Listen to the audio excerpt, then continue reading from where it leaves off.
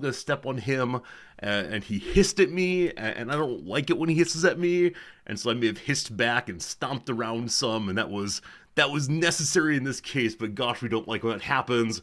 Poor buddy, poor buddy. I'm noticing that our friends, the chat, are not showing up on screen right now. We must fix that because you all being here on screen is more important than any blather I might ever produce. Is that true? Sure. Chat should show up now. We'll see. We'll see. Hello, Slivers. Welcome in, George. Good seeing you, Unnamed Comets. Welcome today, Jim. Hello, Shepard. How's it going, Western 9? Welcome in, Marks. Hello. What's good, Gruel on? How we doing, Reflex? Steve, welcome in. You got your New Year's card today. It was lovely. I'm glad that you got it. I'm glad they're showing up.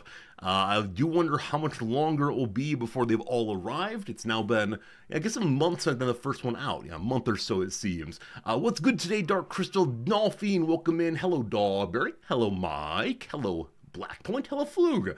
All right, the clean shave indeed. Yesterday morning, that's not true. Wednesday morning at 10 a.m., I was at the barber shop getting all cleaned up for the semester. I don't know. I don't know. I feel better this way, as many of you know, and so I try to keep myself looking roughly like this during the semester. When the beard gets out of control, it's just too much, and I don't like doing the work to make it look nice, so I go from mountain man to this, and that's fine. It was good seeing good old Ishi-san, my barber. And, he gave me a gift I meant to show you all. Well, I have to describe it by words instead.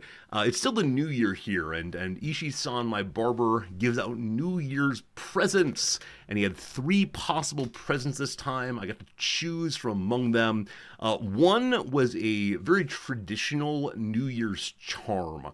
This is the year of Uma, the year of the horse, and so it was a little faux gold charm with a horse's head and then some traditional Japanese statuary in charm form. You put it on your bag or whatever, and it brings you good luck all year long. Pure nonsense, not for me, thank you. Number 2 was a small plastic container of toothpicks that looked like barbershop poles with the red, the blue, and the white, I believe. And I don't use toothpicks hardly at all. They're very commonly used here. Are toothpicks used commonly where you live? Is this part of your ordinary cultural experience? I don't know why I didn't grow up with them, nor did my friends' families use them to the best of my knowledge. Maybe it's considered lowbrow to go digging in one's teeth, but they're used very, very commonly here in Japan. Many restaurants right next to the soy sauce and the napkins will have a little container of toothpicks, and people use them kind of freely, even out in public, which again, I just didn't grow up with. They might be used by specific individuals. Okay, Dogberry, so it's not a broader cultural phenomenon, but one person is a toothpick guy. I almost said toothpaste guy. I hope we're all toothpaste guy, but toothpick guy. Yeah, here very common. So these look like little barbershop poles. Adorable, but again, not for me. I wouldn't use them. Noms does use them though, and I think he grew up in a household that did so. So because of that, I thought about getting them, but no. The third item, once again, looking like a barbershop pole, was a pen. And as many of you know, I use pens. And so I was immediately drawn to the pen. And as I looked at it, though, good old Ishi-san reached out to the pen and pulled a delightfully surprising treat out. Inside of the pen's body is rolled a 2026 calendar. I've never seen this before in my life. I was shocked, honestly, and gasped in not a put on kind of way, but this was one of the more amazing things I've ever seen in my entire life, frankly. And so from the side of this totally functional pen comes the entire calendar for the year. I immediately chose that item, and it's upstairs. I'll bring it to show you all next stream, but man, what a great gift. Not only do I have positive feelings towards Ishi-san, but now all year long, I'll probably never actually use it as a calendar, but more just to surprise and delight people. But there you go. The best gift I've ever been given. Use the pen to mark on the calendar. If only it bent. Maybe next year he'll make bendable, rubberized ones. And that'd be a lovely, lovely thing. Friends, yeah, no streams the past 2 days. Wednesday was the first teaching day of the semester. Yesterday was a research and preparation day, and that was all very, very good for me. I think we might stay with this schedule. I don't know. It's very good for me to have one day set aside just to work on my academic work that is not exactly teaching. So I hate to have 2 days off in a row. It isn't great for our community in various ways, but we have had active conversations over on the Discord, one of which I will be mentioning in a moment here, because I think it's relevant to today's classes, and I'll be curious to get your sense of things also.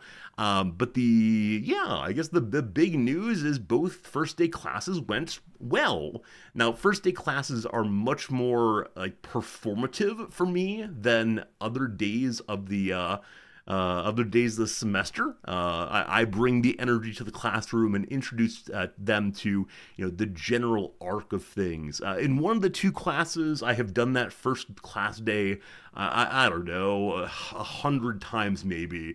And so it really is kind of just reading off the script in my head and getting the normal laughs and all the rest. And so that went swimmingly, and I'm very happy to report no problems there.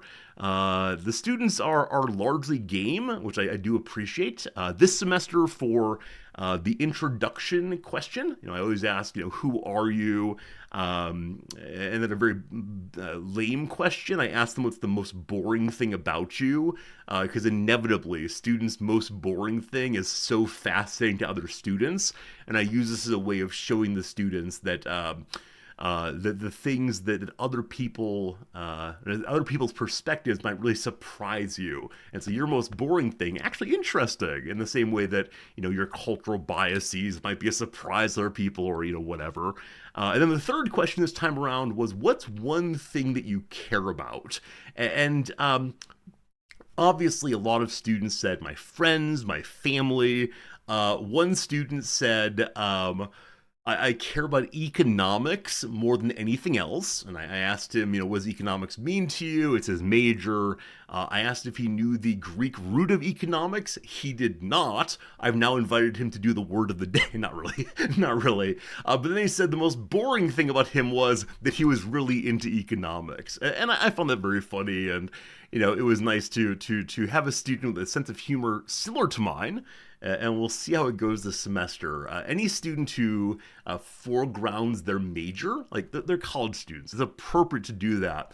But occasionally that student realizes that the course material asks them to think outside of that major, really no matter what you're studying. A little bit outside will help quite a bit. And so that student seems great. I'll refer to him as the econ guy all semester long for sure. Hello to you, Zor. Look at refreshed me. It's true. It's true. How's it going today? Axix, welcome in. Steve asks, do I reuse the same jokes every time? I'm afraid the answer is yes. Yeah, absolutely. Absolutely the same jokes every single time.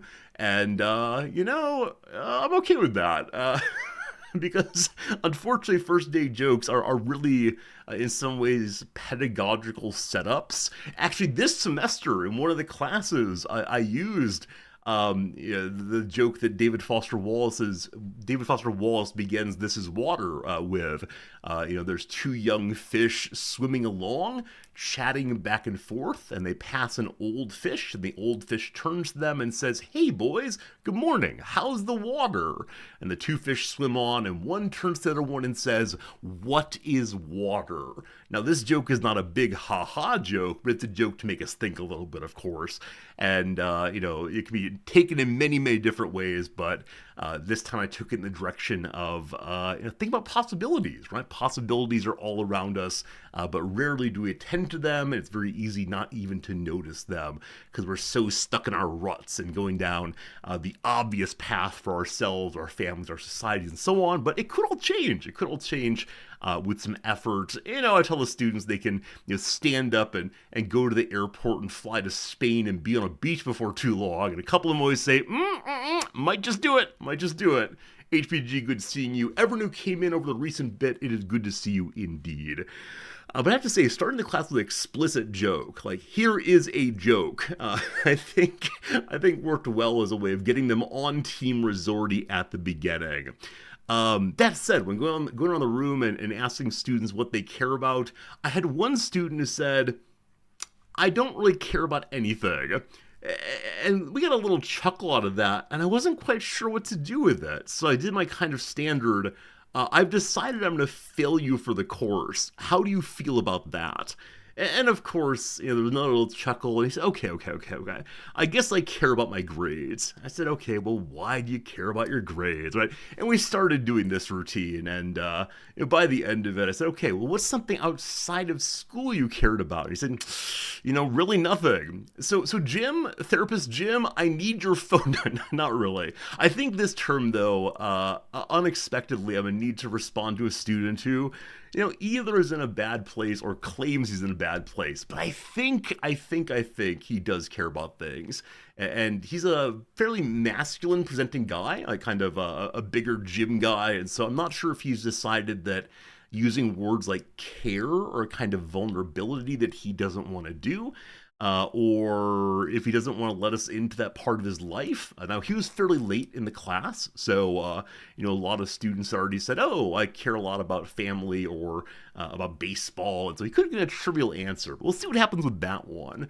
And then the third student I want to highlight from that first class is the young woman who said, oh, I care about animals and saving animals and taking care of animals. Okay, well, why is that?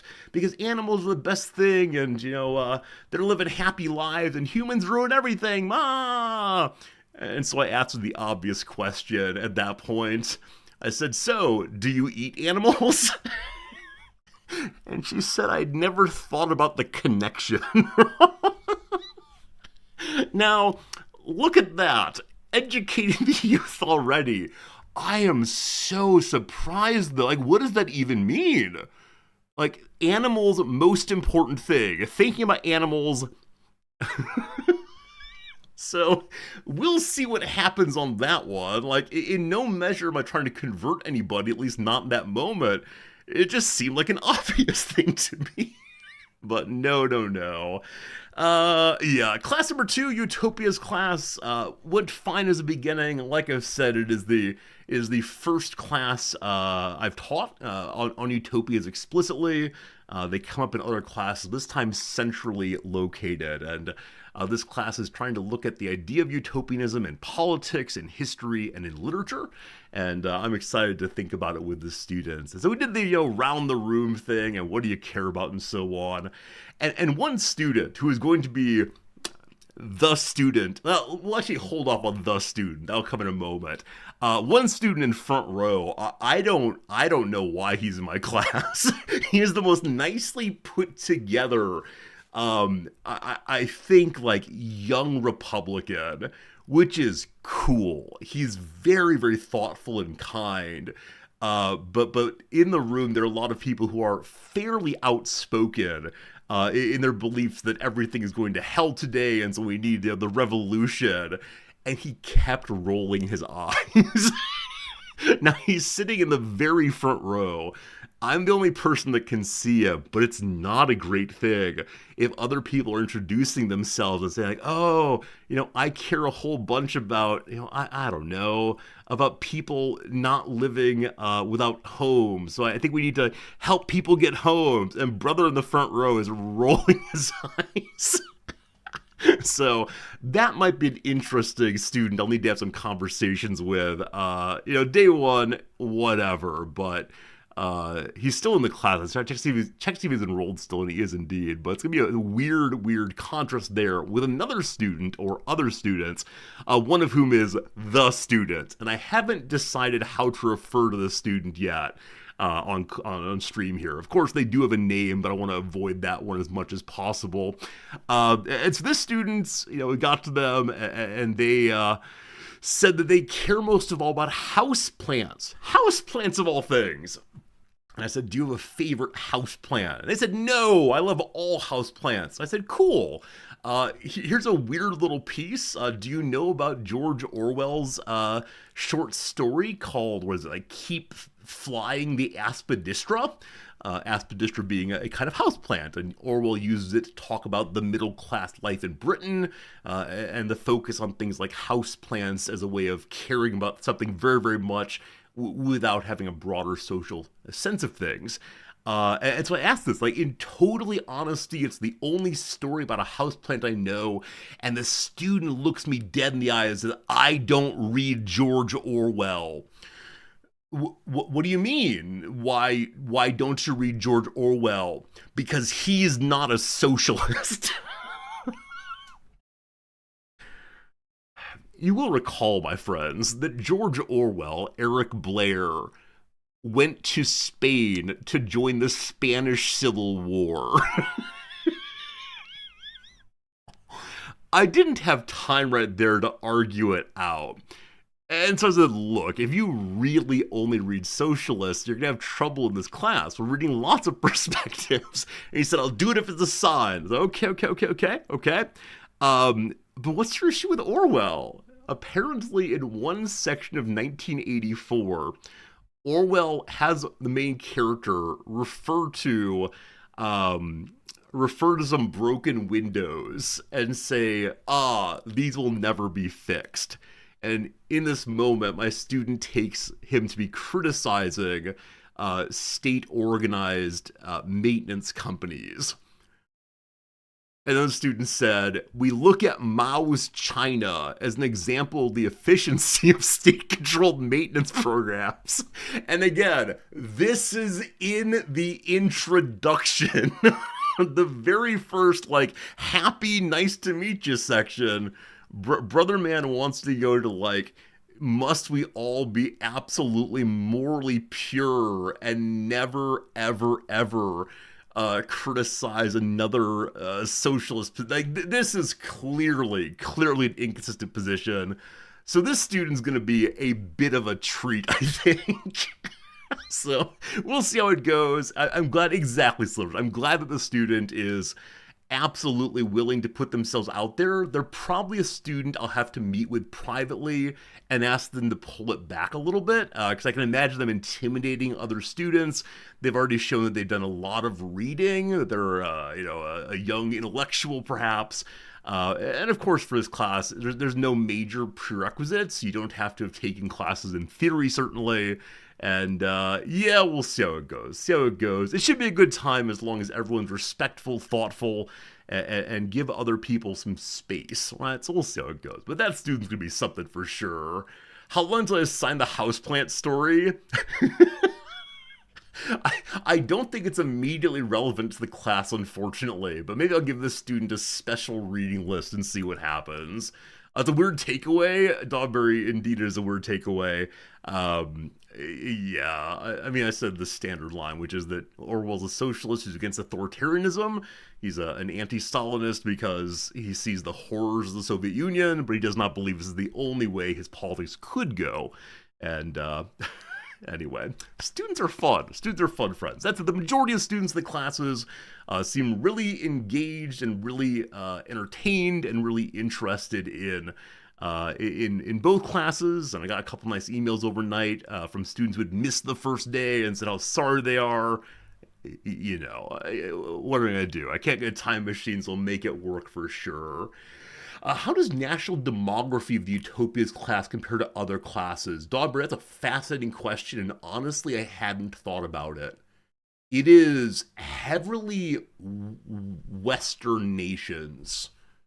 Is that true? Yeah. There are 2 Japanese students, 1 Chinese student, 1 student from, I believe, Ethiopia. She didn't say directly, but I think Ethiopia. And then all the remaining students are European or American, 1 Canadian. Yeah, that's a good point. Maybe we have no time for utopias here in Japan, or we already live in the best place on Earth. It's a great question, though, for sure. All right. But yeah, excited for the teaching, excited to get in there again. On Discord, we've been having a discussion that's going to help me begin thinking about today's Utopia class. Before doing any readings at all, we're going to talk about utopian education. There have been lots of writings about better ways to teach than we do. There have been lots of writings saying the way that we teach in Western society is the high watermark and we don't need to think anymore. And so to start the conversation, I'll be asking them the question I asked on Discord. And if you want to share your answer now, I'd love to know also. And the question is something like, what's your best or favorite class you've ever been in? Whether that class is a Boy Scouts of America thing or official education or Sunday school or whatever. What's the best? And why is it the best? And what did you learn from it? And most importantly for me, what can we learn from it? What can we learn from it? And so the discussion on Discord has been absolutely fascinating because so many of you have told me about your favorite teachers. Many of you have told me about an instructor who made you passionate about a topic or showed you confidence or whatever. And I suspect I'm going to get the same kind of answers from my students, which puts a tremendous amount of pressure on the instructor. What makes the class good is something that the teacher does, possibly independent of anything that any student does. And I don't know what that means. On the one hand, sure, if you have a teacher who is mean or disengaged or cruel or drunk or whatever, it's not a great class.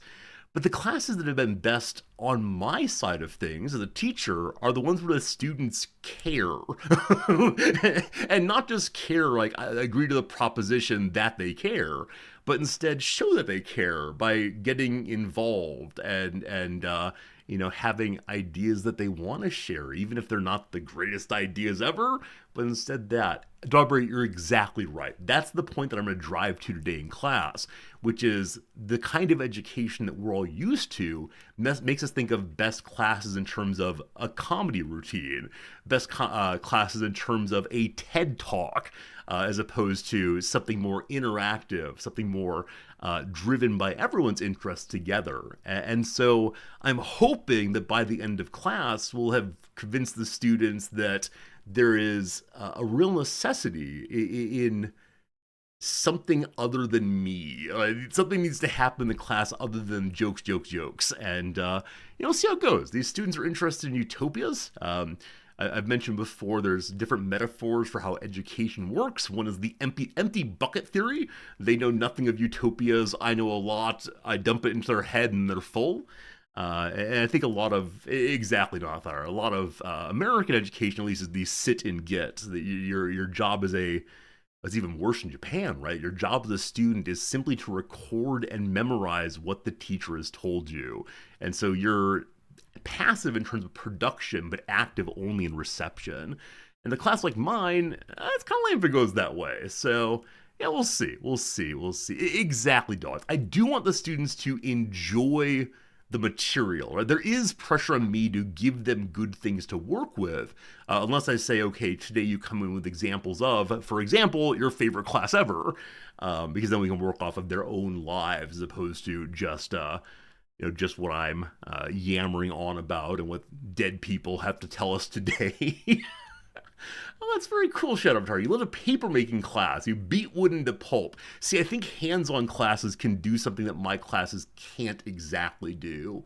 Because So I'm hoping it's the case that today's discussion about education will have consequences in our classroom. And I'm willing to basically go with any ideas the student thinks are cool. If they say things like, the worst classes are in classrooms, the best classes are in conference rooms, I'm absolutely fine with trying to move our class into a conference room instead. Definitely classes I've taken with one big table do feel pretty nice indeed. But we'll try and see how it goes. The hand-on element, I try to replicate with smaller groups aimed at particular questions, but we'll see. Someone asked a while ago the question of I'd ask my students to tell me what they care about and ask me what I care about. The answer I give every semester is roughly the same, which is, excuse me, though it is sappy, I care about this, right? I care about teaching. I care about the process of seeing students grow and develop and think and have good times and bad times and every other kind of time, and spending time with people who are engaged, etc., etc. And I tell them like, look, this is an answer that's perhaps expected, is meant to be moving, but at the same time, it's absolutely true. If I weren't able to teach it all, I'm not quite sure what would happen for little old Resorty. So it's an answer that is sincere, but also kind of on the nose, maybe. I'm not sure. What else do I care about? I care about video games. I care about Magic the Gathering cards. I care about my cat, I suppose. These are all true things.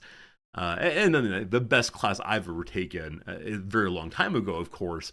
But yeah, I mean, in undergraduate, I had the opportunity to take a class with a professor who really cared about me and cared about students in a big way. And it was an American civics class, and he thought it was important that Americans understand their government, and so he taught it not just in a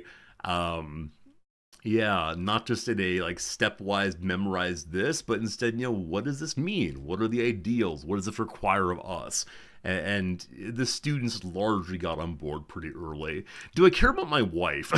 So I realized I was listing things I care about. I didn't mention noms because care about feels too weak. Like, I love my wife. I wish nothing but the good for her.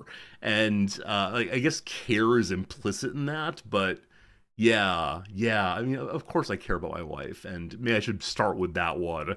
Please don't tell her she came late in the list. I swear it wasn't rank order, it just came to mind. I don't know. You wish civics class were required in the US now? Are they not?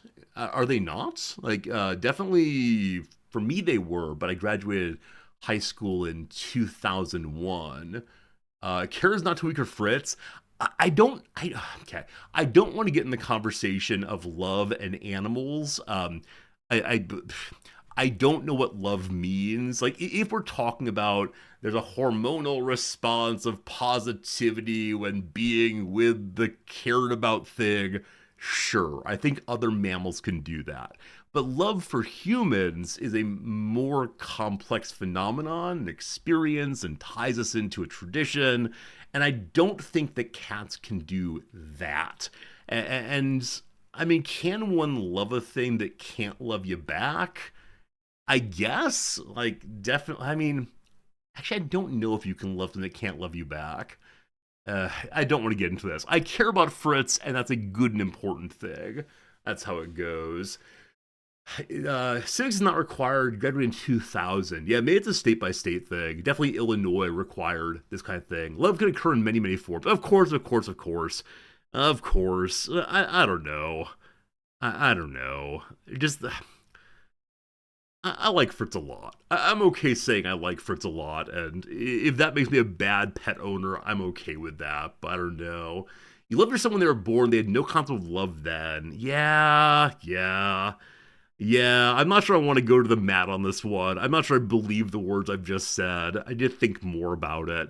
Because the thing that came to mind first was like the first gal I was ever in love with, in my whole life, back in like late middle school, um, late middle school, early high school, and she was not into me at all. But I don't think on later reflection that I actually loved her. Right? I had like strong a hormonal reaction to her. Lust is not exactly the right word, but like it was like a strong desire for. And I recognize we can categorize as like what? Erotic love, but exactly Rock Smasher. I was in love with who I thought she was, or I was in love with the future that I had imagined for us. And I want to say that that is not love in any useful sense. Like, it's the way we talk about love in Hollywood movies in order to, I don't know, sell something, I'm sure, and make us feel bad about ourselves at some level. But yeah, I don't know. I think love is said in many ways, but possibly said in too many ways sometimes. I don't know. I don't want to tell people whether they're using words wrong, but I think there's some important categories of distinctions that are conflated if we throw around important words too freely. Loving things on Facebook. I don't know. That's how the ancient Greeks had different kinds of words for love. Yeah, of course, of course, of course. And we jam them all together as love, but I don't know. I don't want to say the Slivers didn't love his son, certainly. That feels like a very cruel thing to do, but yeah, yeah. I don't have a kid, of course, so I can't speak to this. And like, I have baby kittens at times, and I like them a whole bunch, but yeah, I don't know. Like, people say things like, oh, I love my new oven. I don't know what that means. It feels to me like an inappropriate object for a word like love. Or oh, I love this meme, right? This feels hyperbolic in a way that makes a mockery of the term.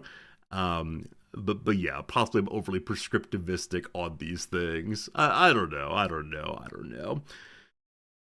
What's new? What's new? Anyway, love the trick that nature plays against reproduce. I don't think that's fair. I don't think that's fair. Number one, it's purposive. Nature doesn't try to do anything, and tricking requires you to try something. But also, I think that our social constructions of love are as real as simply the biology and the feelings there produced, etc. But yeah, I don't know. As someone with a lot of frustration with your current applications, you could probably love an oven. So we're claiming here that if it's possible to hate a thing, it's also possible to love the thing. I don't know. I'm not a doctor of love. I'm not a love specialist, but yeah. I'm sure someone's written on this thing in a very, very substantial way. I'm just not, though. Hey, Hugh, good seeing ya. All right, team. That's enough of this blather. I'm not sure it went anywhere interesting, but as usual, what are the best thoughts end with for me? I don't know. Let me think about it, and I will do so indeed. All right. Word of the day today. Word of the day today, team, is cloying. Cloying can be said of people and said of foods. Cloying is used disapprovingly to describe something that is too sweet, pleasant, or sentimental. The word saccharine is very similarly used. Cloying or saccharine. She finds most romantic comedies cloying and predictable. That's what I meant before about, love at first sight. I knew she was my everything right away.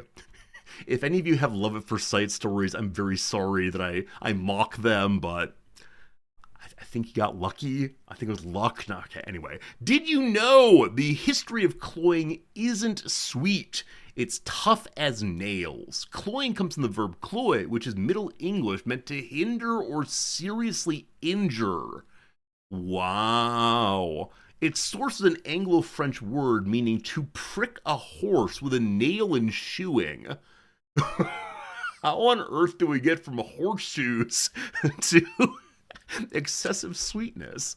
English cloy too carry this fairy meaning, a farrier being a person who shoes horses in the early 16th century, but also in a general sense relating to clogging and stuffing, in particular to overloading with especially sweet or rich food.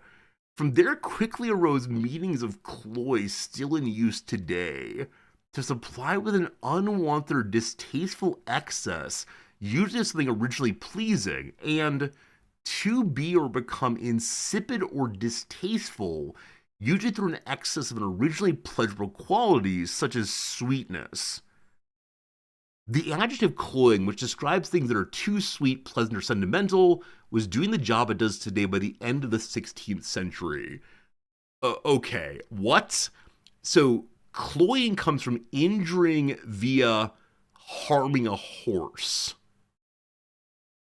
It then moved to clogging and stuffing things. So, jamming a nail into the foot, or hoof rather, is over jamming. And so it becomes over jamming of sweet food, which then becomes overwhelming sweetness in people. I did not expect this etymology, and I hate it, thank you. So there's a couple of metaphorical shifts, it looks like. Huh. The one from the horseshoe to food being overly stuffed surprises me a little bit. I don't see the movement easily, but there you go, team. Your wife and you were immediately smitten. Oh, Pharaoh, it's a very sweet story. It's a very sweet story. I've been immediately smitten with people who are also smitten with me, but it did not work out in ways that were terrible, and so I wanna diminish the meaning of love in the initial moment. I'm the worst. Unscramble the letters to create a synonym of cloying. Cloying. Uh,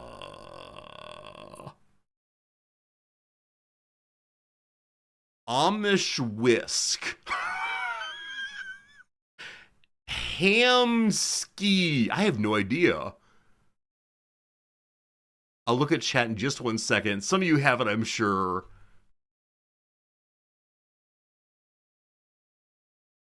Oh, I have no idea. What is it? Pharaoh's lovely. Does no one have it? Wait, really? Pharaoh, I don't believe it's impossible to have like initial attraction and it work out and so on. I just think I don't know. I don't know. I just don't want to call it love at first sight. I want to call it like attraction at first sight, and then love works out later. I ask Wham, what on earth is this? Mawkish! Of course it's mawkish. I hate this word so much. Lacking flavor, having an unpleasant taste. The second meaning, exaggeratedly emotional. So being overly sweet. It's not an exact synonym. It's not an exact synonym. I wanna challenge this as being a synonym. Yeah. So it can be used sickeningly sweet, but it's only like a sub understanding of the second one. Boo. Boo. I'm sorry? The top lookup on Merriam-Webster right now is this? I think we've done this word in the Rizdactyl. I believe that Therananthus submitted it. This is insanity.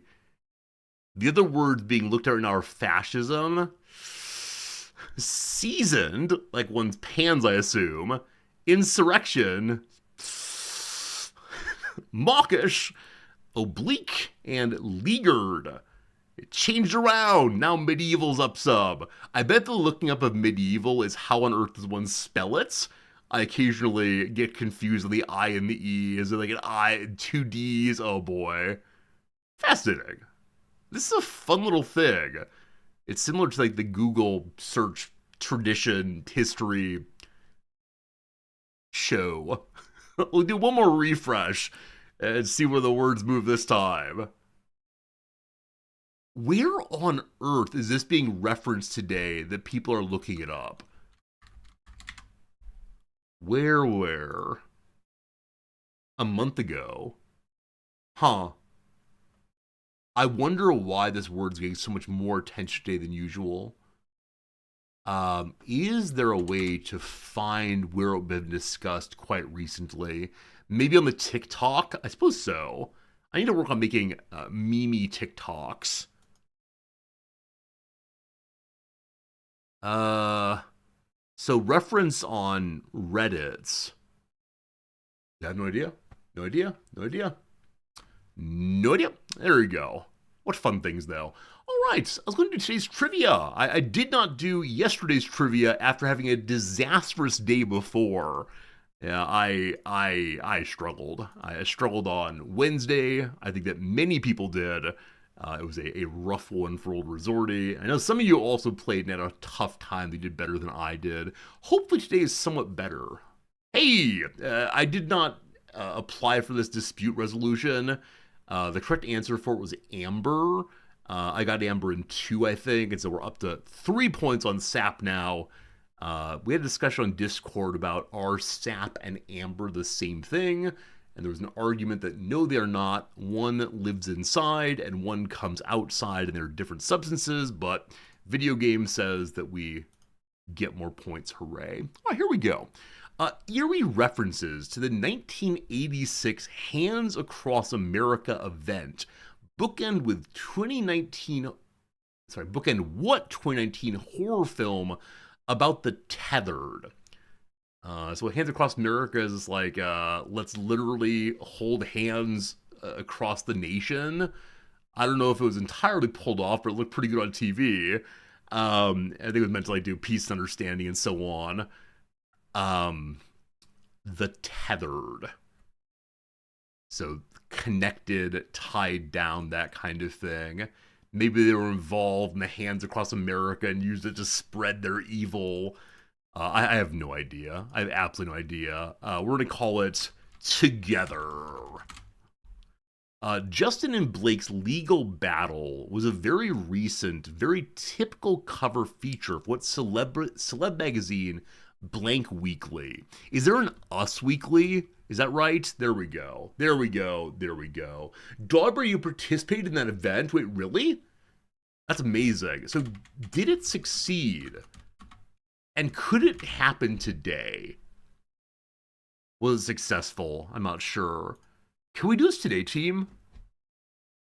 I don't mean me exactly. The chain was broken in places, particularly in the deserts. Yeah, that makes sense. Makes sense. Okay, there were enough people involved, but they didn't spread out evenly. Huh. Huh. So the fundraising for what purpose exactly? Fighting famine in Africa was the goal here. Hunger in America in particular. All right, makes sense. Makes sense.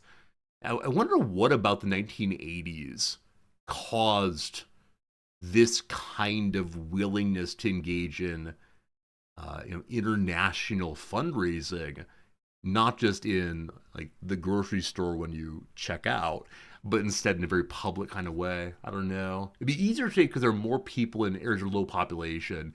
Yeah, good call on that one. Good call on that one. That if there's moving outside of the cities, there are people outside the cities to do this. Huh? I don't know. Lots of cocaine did it. I mean, you're not wrong. How do people have energy to do these things? Before any economic collapses, yeah, I guess the 80s were a time of, for some people, great feelings of security and that's a willingness to share. But those are some pretty 1980s shorts there, gentlemen. Pretty 1980s in this picture. This is definitely the kind of picture I would see from my own youth. Looks familiar and comfortable in a way, for sure. Also, Cold War showmanship. Yeah, look what we can do. Look how we can be charitable, too. All right. All right, all right, all right. Number 2, here we go. It's been more than 90 years since the sheep left Sheep Meadow, a grassy area within what larger park? I'm going Central Park, but I have no idea. We good? We good? All right, we're good. Let me talk about the Commons briefly. Once upon a time... Not today. That's a couple weeks from now. The 2014 cookbook, It's All Greek to Me, is by TV personality Despina Martinopoulos, who goes by what shorter first name? I have no idea. Can we think of a Greek chef? I mean, there's Emeril Lagasse. He's not Greek. There's Gordon Ramsay. Is he Greek? I'm not sure. I have absolutely no idea. What is a Greek-sounding name? Are you Plato? Are you Plato? No. Unlike Mall Pop then rival Tiffany, she wrote her own songs. Eternally Electric is a 2025 memoir by Who Gibson. Is it Debbie Gibson? This came to mind first. It's not Mel Gibson. Hey, it is Debbie Gibson. I have no idea how I remember that. It was just in there somewhere. We'll take it. We'll take it. We'll take it. So Debbie Matenopoulos. Have I seen this person? They're a TV personality. I don't think so. Yeah, what TV show are you on? Parodied on SNL. Okay, this person was on The View for a time. I know nothing here. I apologize. Glad I got it right, but no, just completely outside my frame of knowledge. Question number 4: Science and Nature. Native to Mesoamerica, teosynthese is the collective name for the 4 wild versions of what plant?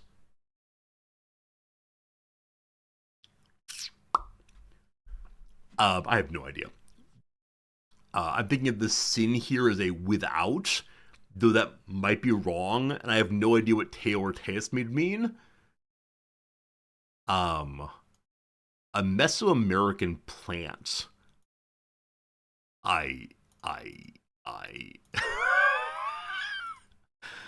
I mean, there are various coca plants that produce various things. What else is native to Mesoamerica? I'm saying coca, but I have no idea. Nope. Barbara McClintock got a Nobel Prize for discovering the jumping genes in what feed crop. I mean, is it amazing?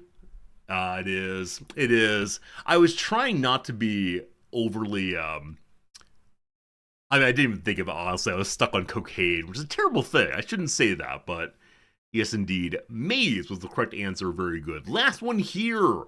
In Scorsese's Last Temptation of Christ, David Bowie played what prominent secondary character? I have absolutely no idea. I've not seen it. I know of it only vaguely. I mean, Judas comes to mind. Pontius Pilate comes to mind, honestly. If I were casting characters in this period, Pontius Pilate as David Bowie would be amazing. Come to meet me? I wash my hands of thee. It's probably Judas, but I'm going with Pontius Pilate. Pilate. We good? We good?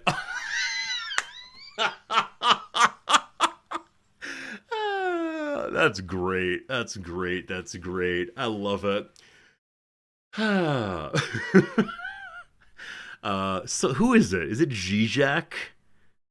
I think it's Zizek. Argues that Pilate is the only true philosopher in the Bible because he asked the question, "What is truth?"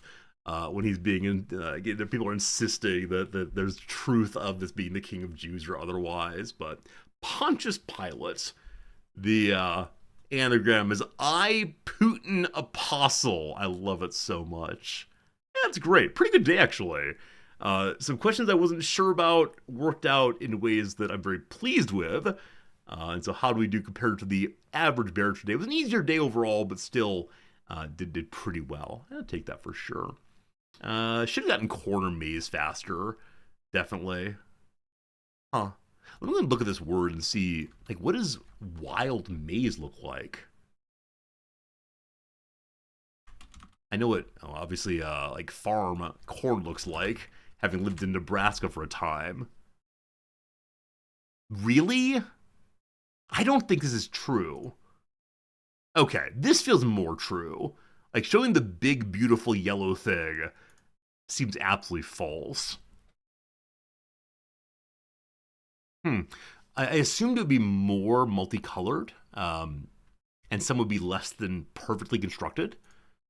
Those like genetic engineering would get us there eventually, but interesting. Interesting. Behold the competition for the one true corn. Very good, team. Team, it's time for you to play a little game called Redactyl. This is actually today's. Did it already load? Indeed it did. I give you, friends, a lovely Redactyl. Please guess words, anything you want to. Blank, comma, blank, blank, as the blanks quite a bit. By guessing words, the chat will discover what this page is. Good luck to you all. Modern, there is one. Does David Bowie being Pontius Pilate make me want to see that movie more? It absolutely does. Absolutely glad to see Last Temptation of Christ, just to see David Bowie in that role. Here we go. Corn. No corn. Year. We have 17 of those. Known. There are 4 of those. United. There are 3. Period. We have only 1. Europe. There are 10. First, there are 6. How about the word human? There are 5 of those. World, we have 4. Primary, but 1. European, there are 9. War, there are 8. Agreement, there are 16 of those. How about animal? We have none. The word offshoot, we have none of those. Formerly, there are none of those. Top, there are none. Yugoslavia, there are none. River, there are 5 of those. There are none of those, unfortunately. How about alliance? There are none of those. Colony, They're none of those. Formal, they're none of those. Russian, we have 50 Russians. Good job on that one. How about France? None of those. Brentwood, is it the Brentwood Alliance? It'd be amazing. That's spelled right? Breton Wood. No, unfortunately not. Soviets, 32 Soviet things today. I feel so bad that Old Gru is not here. Old Gru guesses Soviet first every time. How about the word Amazon? There are no Amazons. Moscow, there are none of those. Farrell, what do you want me to put in? Is it ill instead? I-L-L? None of those either. States, we have 35. Revolution, there are none of those. How about Stalingrad? Stalingrad, there are none of those. Barossa, there are none of those. Stalin today, none of those. Leningrad, none of those. Republic, 24 of those, good job. Woods, there are none. Leningrad, I just did. Potemkin, none of those. Union, there are 20 unions, good job. Is it an autonomous kind of thing? There's one autonomous somewhere. Letter I, there are 2 letters I. City, we have 20. The Volga, no Volga boatman today. How about a battle? There are none of those.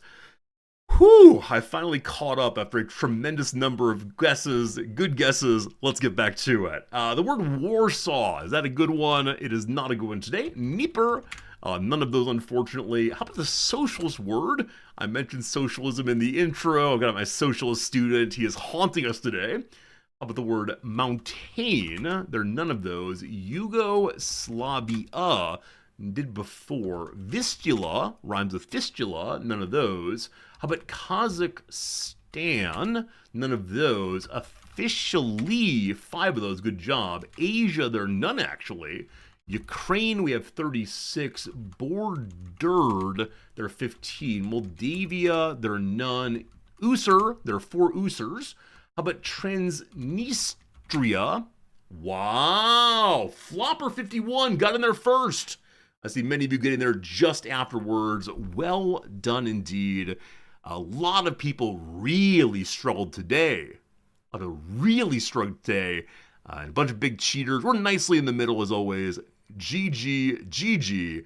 Our accuracy is 50%. This is much better than usual, despite the people typing in eyes to mess with me. Some of you are messers. Here we go. You're playing as Moldova right now in EU4. I love it. Oh, speaking of loving it, oh, what was it? I had a student in one of my classes say his favorite thing is flags. He cares about flags more than anything else. And I said, what do you think of the flag of Nepal? Did I mean Tibet, though? Let's see. I said, the flag of Nepal. Boom, good. And he said, useless. The flag that's the best is, I'll show you after class. Which one was it? Flag of... It's one of the Germanic states. No, it's the one with the lion wearing a crown. Is a student called Sheldon Cooper? Give it a moment. I'll get back to that part. I asked about Maryland. We talked about Maryland indeed, but lots of things. Anyone remember the German things? German state lion crown. Bavaria. I said a lot of them have lion crowns, unfortunately. Let's see. German states. Or maybe it's not a German state. Is it Hanover, maybe? Is that it? No. Anyway, Brother Man brings up a computer afterwards and says, my favorite flag is this minor German state. And I say, do you play Crusader Kings 3? And he says, no, I play EU5. All right, we got one. We got one right away. I asked him about his favorite starts and how happy he is to be able to march about and do colonization. So we have an ally in the classroom, like Rick like indeed. The student is everything you'd expect a Paradox player is, which is say absolutely delightful. I'm very glad to have a student who can chat about that kind of thing, but there you go. Maybe it's the Palatinate? Maybe. Is it? Oops. I don't think it was. No. like the lion is less stylized. The lion is like walking as a normal lion would, like a horizontal pose. Let's hear flag with horizontal lion. Anybody? Anybody? Definitely not the Iranian one. Europe? Yeah, there's simply too many. I'll have to ask them again what it was and then bring it to you tomorrow. But whichever way, when a student says flag's my favorite thing, I'm very, very pleased indeed. Very good. Any middling sized German town, whatever it was, struck me as something I knew from my play of CK. So it was something that's been around for a while. The burn flag is a good one. That is a pretty good one. How about this? How about in class, every day in class, I bring him a flag to look up and to offer his thoughts on. He'll report back on these things. Burn is a very good flag, though. Thank you for that. Goodness. What a fun day. What a fun day hanging out with you all, talking about the first day of class. And let's go and do a little bit of the old game called the Rizdactyl here. Let's go ahead and do the game where you all get to submit delightful ideas. And together we guess what it is. I will actually do one of my own today, I've decided. So give me 1 second to submit this one. We need flagdactyl. I mean, we've done a lot of like, can you identify the various nations of the world? Can you blah, blah, blah, blah, blah? Do you know these things that any 5th grader should know? Unfortunately, the answer is always no, and people found it kind of boring to do. All right, give me 1 second to type this one in. I'm using the name that only I know for myself on the Rizdactyl game. If you submit as Resorty, it will reject you. Even I can't submit as Resorty. 1 second. All right, I have now submitted this, and so we can now play with it. Submitted, we good? All right, very good. I now see my own. Friends, please ask any yes/no question you want to discover what Wikipedia page is currently sitting on my screen. It's a good one, it's a fun one, and I wish you nothing but luck in finding it today. Is it a person? It is not a person. Is it intangible? I guess. Is it larger than me? Yes. Does it have a flag? I don't think so. Is it a place? No. Is it a weird body thing? No. Is it man-made? It is. Is it edible? No. Have I ever talked to noms about it over breakfast? I have. In fact, just to make it fun, I talked to her about it over breakfast this morning, in part why we're doing it here. Is it a pseudonym? No. Is it Betty Boop? No. Is it unique? Yes. Is it an event? No. Is it a statue? No. Is it the state flag of Mecklenburg-Vorpommern? It's not, but I'm gonna look that one up real quick. Gotta see if it's any good. What's your state flag look like? Getting distracted mid-game. Is that like a goat with its tongue sticking out? That's amazing. Is it food? It's not food. Is it a homemade donut? No. Is it entertainment? No. Is it fictional? No. Is it time limited? I don't know what that means, unfortunately. No, it's a real thing. It's non-tangible, etc. Is it North American? It is not North American. No. No. Oh boy, what's left? Is it utopian? In some sense, yes. Yeah, in some sense, yes. Is it a political body? It is. Is it a concept? Sort of. Is it philosophy? It sort of, yeah. Is it associated with a country or region? Yes. Is it related to Japan? No. It is not related to Japan. Oh, 100 years ago. Sorry, no, it was not on 100 years ago. Absolutely not. Is it European? It is a European thing. Is it a British thing? It is a British thing. Absolutely, dog. It's got a British thing. Is it Asian? It is not Asian.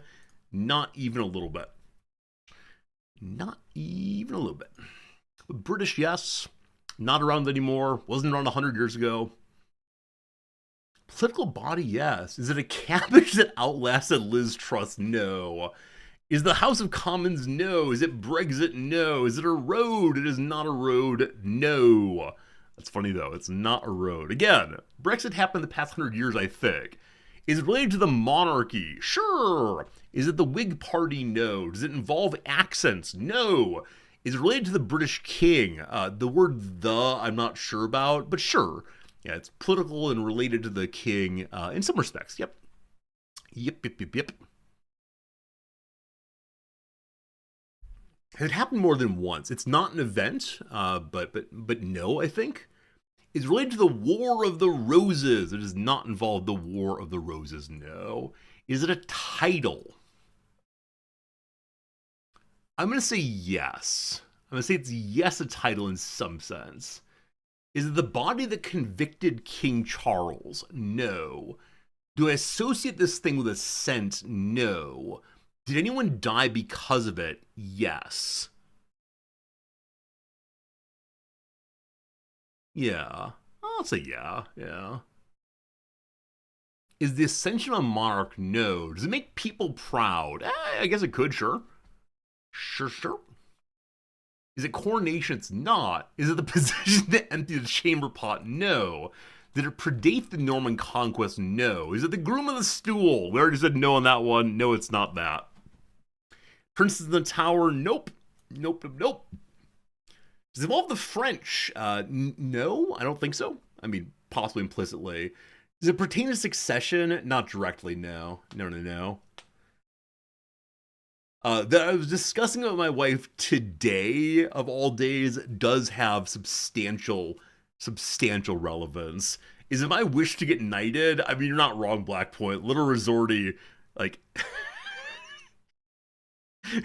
when I was playing pretend with friends, I never wanted to be the king, but definitely there were some imaginary knighthood ceremonies. Rise, Sir Resorty, that kind of thing.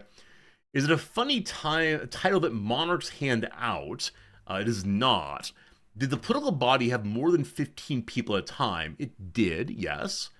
Is it transporting the Scottish stone? No. Is it hard to take out from a massive rock? It's not the Stone of Scone, no. UK honor system? It is not the UK honor system.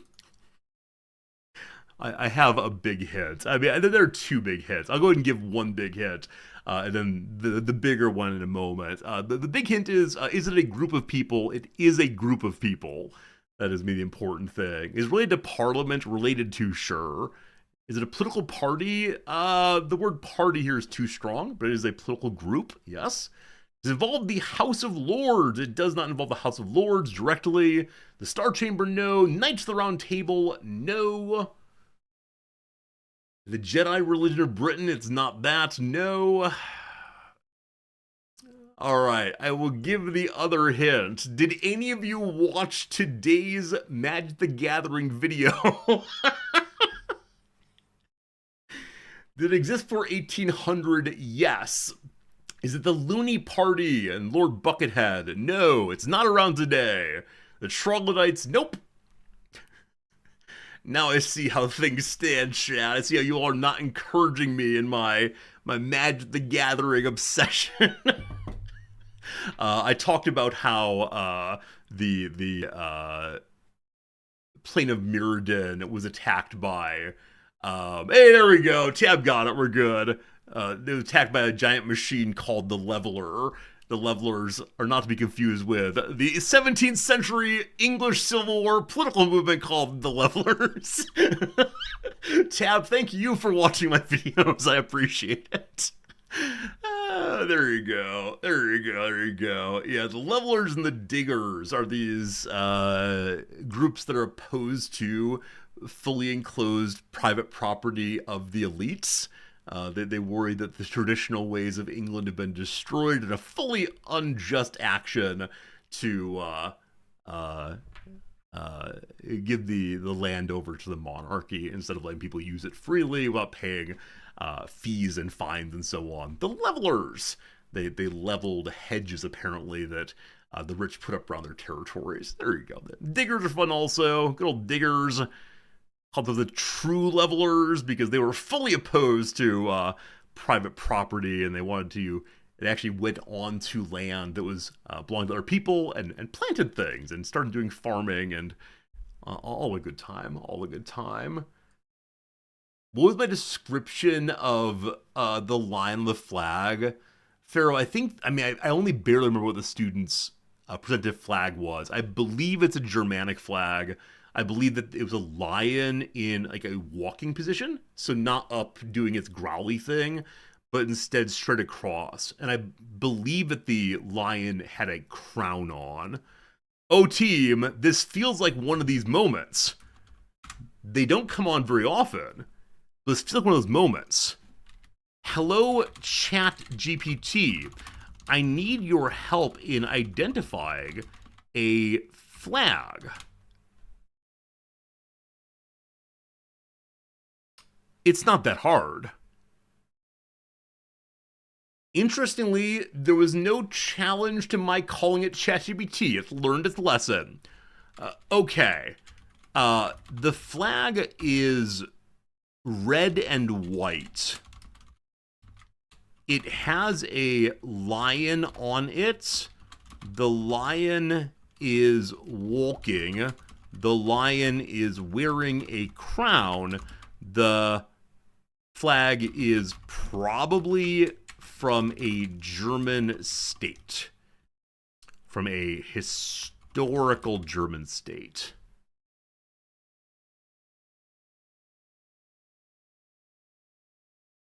The Grand Duchy of Hesse. I don't believe so. Don't believe this is right. No. I mean, it's not bad. For what I've given it, it's not bad at all. Other possibilities, Hesse-Nassau. No, nope. Wait. Hanover?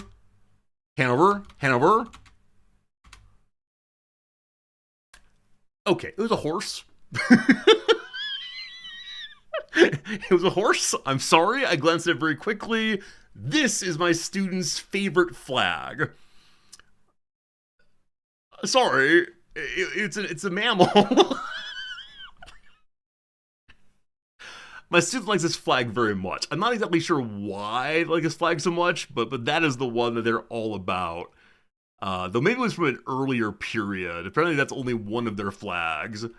Let's see here. Flag of Hanover. I thought they were literally wearing a crown. Now maybe I'm wrong.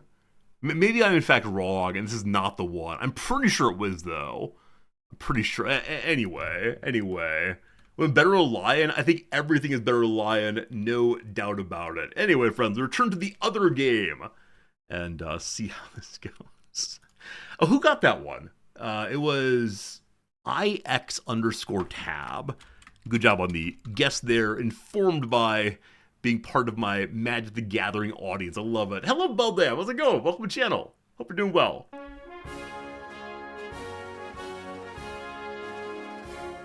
Infinite Drek, thank you for the Tier 3 resubscription. 20 months of solidarity and red flags, the good kind. Democracy Manifest, and celebration of the arrival of an amazing New Year's card. I'm so glad your New Year's card came, Infinite Drek. Thank you for the ongoing support of our channel. You missed the intro story today, Drek, in which I told you all, that I had a student in the go around the room, who are you, tell me things about you section, attempt to argue with me about whether George Orwell's a socialist. And it wasn't even like a haha funny thing. Dude man dug in and started arguing about 1984 and Maoism. It was amazing. Oh, very good time. Let's go do a random one, team. Random one here. What is this? I don't care about that. Let's try another one. What is this? Oh, 9. This is a great one. 9, this is a very good one. 9, let's do this one all the way. Alright, on your screen, on my screen, I have a lovely one for you to do. I heard the pling plong of bribery, I believe. Oh, Vex! Vex, thank you for the 500 bits. I appreciate that, Vex. Hope you're doing very well.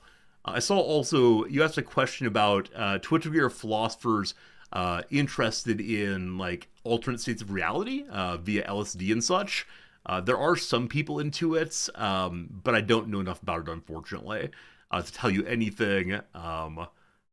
Yeah, not my field at all. But thank you indeed for asking, and thank you for the 500 bits, Vex. Very kind of you.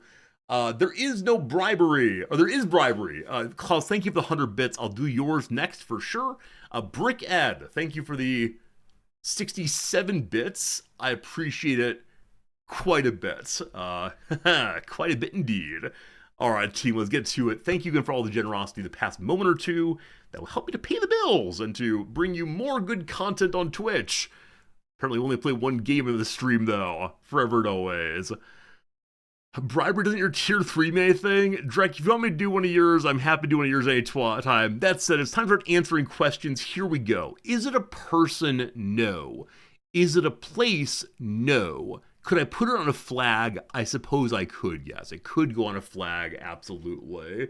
I've always been a BG3 stream. It's absurd how long we've been playing this game. Is it an event? It is not an event, no. Is it a lion? Oh, it might be a horse. I'm not sure.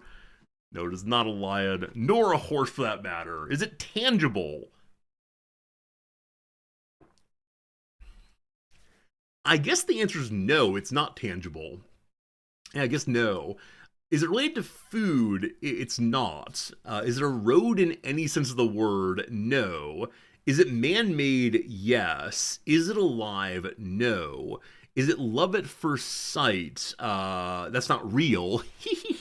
No, it's not. Is it a work of art or literature? No. Is it fictional? No. Is it a concept? Yes. Yeah, it's a concept. Oh, this one's great now. Was it thought of after 1900? No. Does it cause delightful thoughts to the person thinking about it? I am delighted by thinking about it. Unless I think about it too hard, then I'm less delighted. Is it the concept of love at first sight? How dare you? Is it taught at a university? Sure. Yeah, it can definitely be part of a university curriculum, though would not be the full class, certainly. Have any of my students said something they care about the most? No, none of my students reported any feelings on this thing. Would a child know what this is? Not in its full conceptual form, no. Would I find this class in a 101 level philosophy course? No. Did the ancient Greeks know about this? Yes. Is it related in any way to fish? I don't think so. Would Noms want to talk to Chad about this? Noms, my wife, would be interested in talking about this, but I don't think she'd have that much to say about it. Is it hard to comprehend in full? So I'm going to say, like, all of us know of this thing, and all of us could give a decent description of it. To know it in complete fullness would probably require a level of knowledge beyond most of us. Is it related to language? No. Is it STEM related? It can be. Is it politically related? Not directly. Is it the afterlife? It is not the afterlife. No. Is it religious? So I'm going to say no, but it has had religious significance at times, though I don't think so today in the cultures I'm used to. Is it astronomical? It is not astronomical, no. Is it related to mathematics? No, it's not. No, it's not. Is it the Greek four-element theory? It is not the Greek four-element theory, no. Can it be manifested through machinery? Oh, boy. Maybe? It's one of those things that I don't know, and I don't want to know, and I don't want us to know. I'm going to say no, it can't be manifested via machinery, though I think it actually can be. We'll see, we'll see. Is it a concept of a hot dog? No. If I were to explain this in class, would I use visual aids? Yeah, probably so. I'd probably want to explain this visually in some way. That would help quite a bit, actually. Have any armed conflicts been fought over this? Not that I know of. Yeah, not that I know of. Is it related to the sciences? It could be. That's one way of getting there, sure. I now want to fight a war over this thing. Is it about awareness or consciousness? No.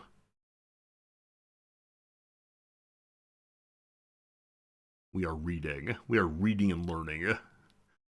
Is it a methodology? It's not a methodology, no. Okay. Yeah, definitely no wars over it that are recorded in Wikipedia, at least. Is it microscopic? It is not microscopic, it is macroscopic. You can see it with your plain Jane eyes, or plain Bob eyes, or plain Norm eyes, whatever. Would it usually be discussed in a physics class? Probably not, no. Probably not. Can it alter the course of humanity? I mean, what can't? But no, I would not say it's that kind of significant, no. No. Yeah, so it's man-made. It's a man-made thing. It's man-made. Is it heaven? It's not heaven, no. Not heaven. West Virginia. Mount Mama, take me home. Is it man-made in the way you don't like? Yes, it is man-made in the way you don't like. Very good. Is it cloud seeding? No. Would it be discussed in sociology class? Probably not, or at least not in any major way. Is it the end of the rainbow? Whoa! It is not the end of the rainbow. It's alright, Dogberry. Gotta ask that question. Is it hell? It is not hell, no. Hell no, it's not hell. Is it a weapon? It is not a weapon. Is it capitalism? It's not capitalism, no. So, if I say it's man-made in the way you don't like, that means it involves the production of the body. This began when the answer was like an infant. And so I said it's man-made the way you don't like. Is it a sound? No. Is it economic? No. Is it the apocalypse? No. Is it sweat-related? No. Is it a horse-lion chimera? Chimera. There we go. It is not a horse-lion chimera. Bedlam, thank you for the follow. How you doing? Hope you're doing well. Thanks for enjoying our little game here. Drek, you're not wrong, my friend. Does it happen within the head? Yes. Does it have a smell? No. Is it found inside our body? I want to say no to that in two ways. Is it related to a part of the body? Yes. Does it originate in the torso? No. Is it a rare medical condition? I don't know.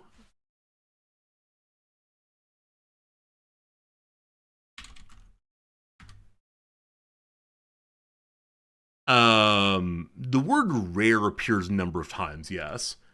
Does that have to do with medicine? Not really. Is it embarrassment? No. Is it a byproduct digestion? No.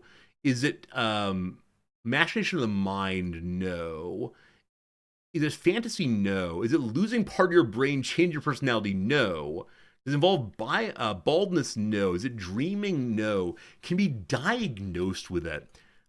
One moment.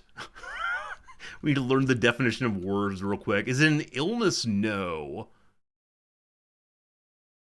I don't believe you can be diagnosed with it, no. Shivers? No. Is it an illness? No. Is it related to sight?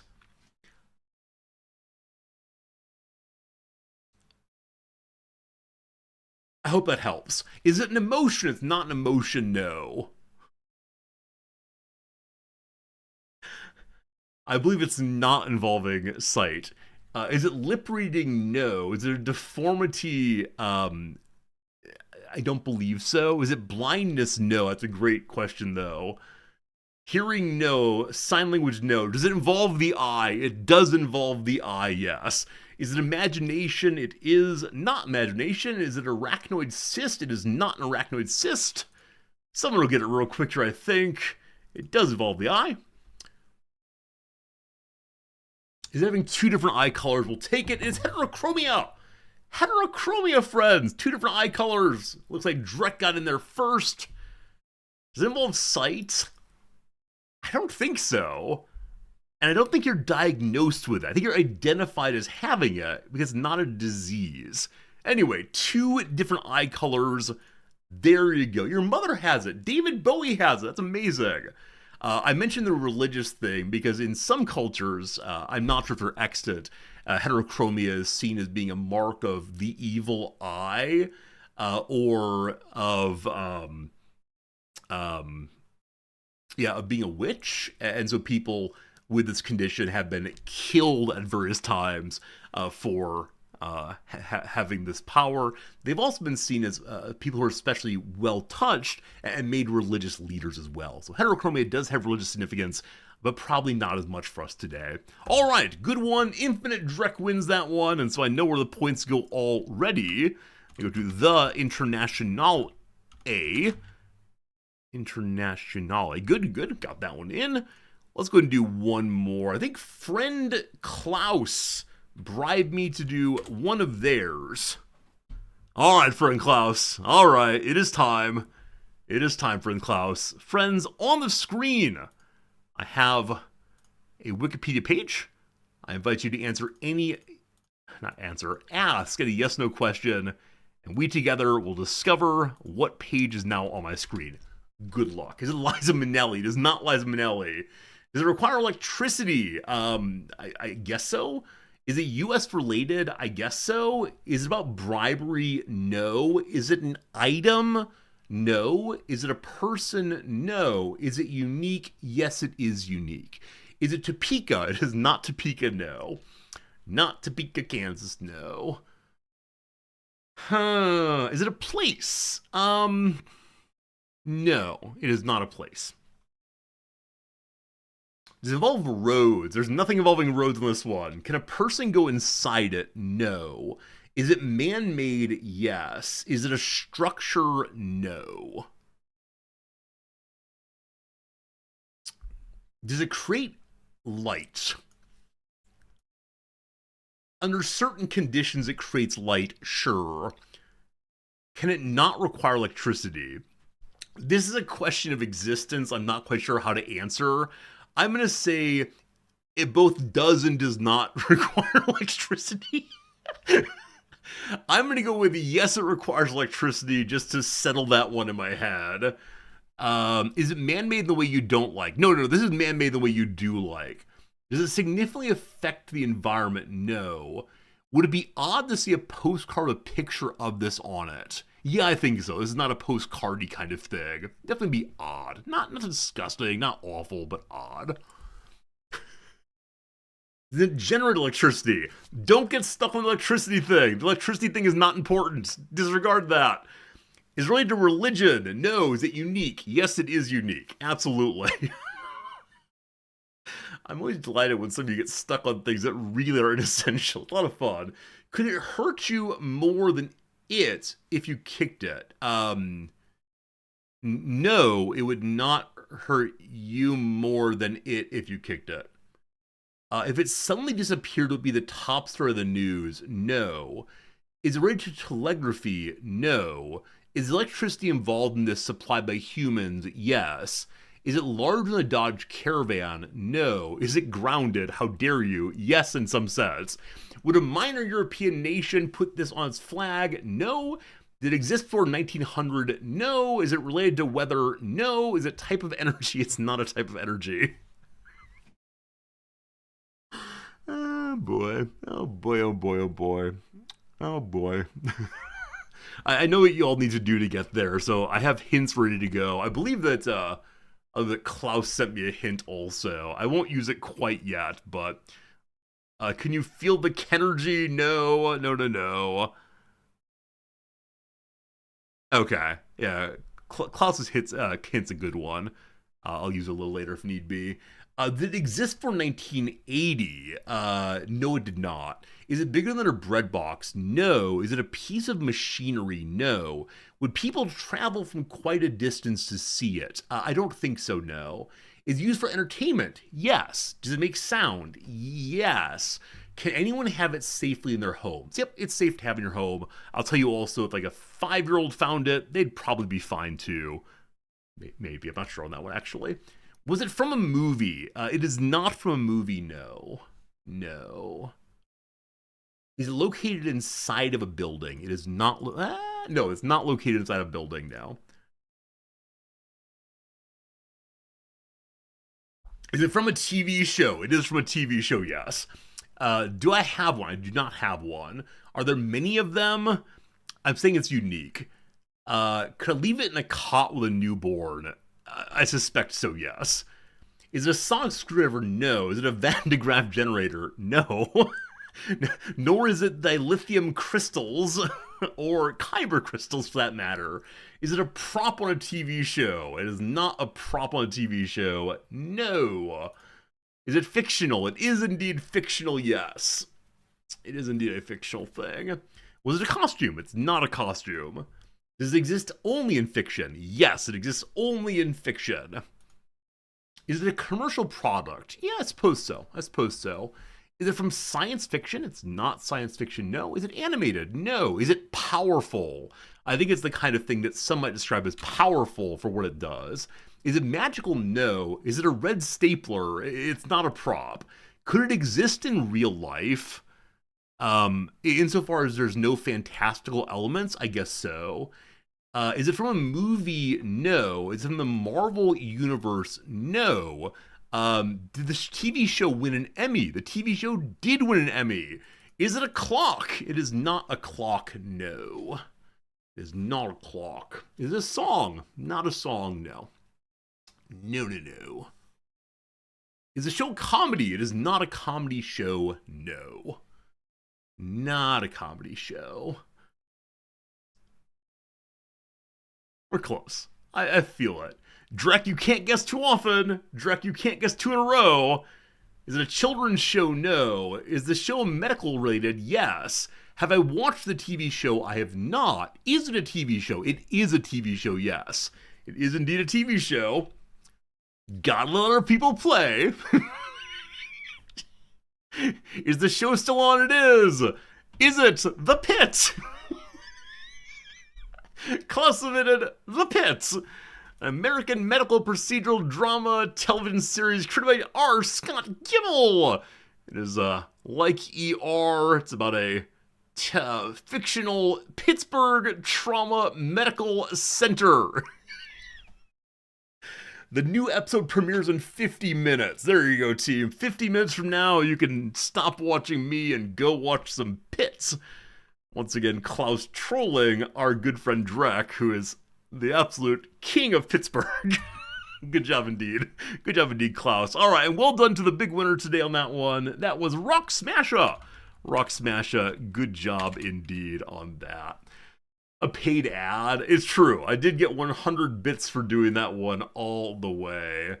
The missed the end of BG3. It's true. It's true. Friends, an ad break is running right now. Let me see if there's a quick one that we can knock out during the ad break.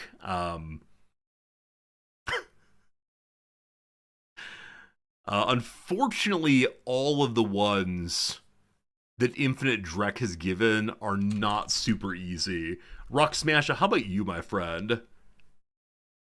Oh, that's great. I like that so much. Okay, Rock Smasher. We'll go ahead and do this one real quick. Friends, I have one on the screen right now. It's Rock Smasher's No Guessing You.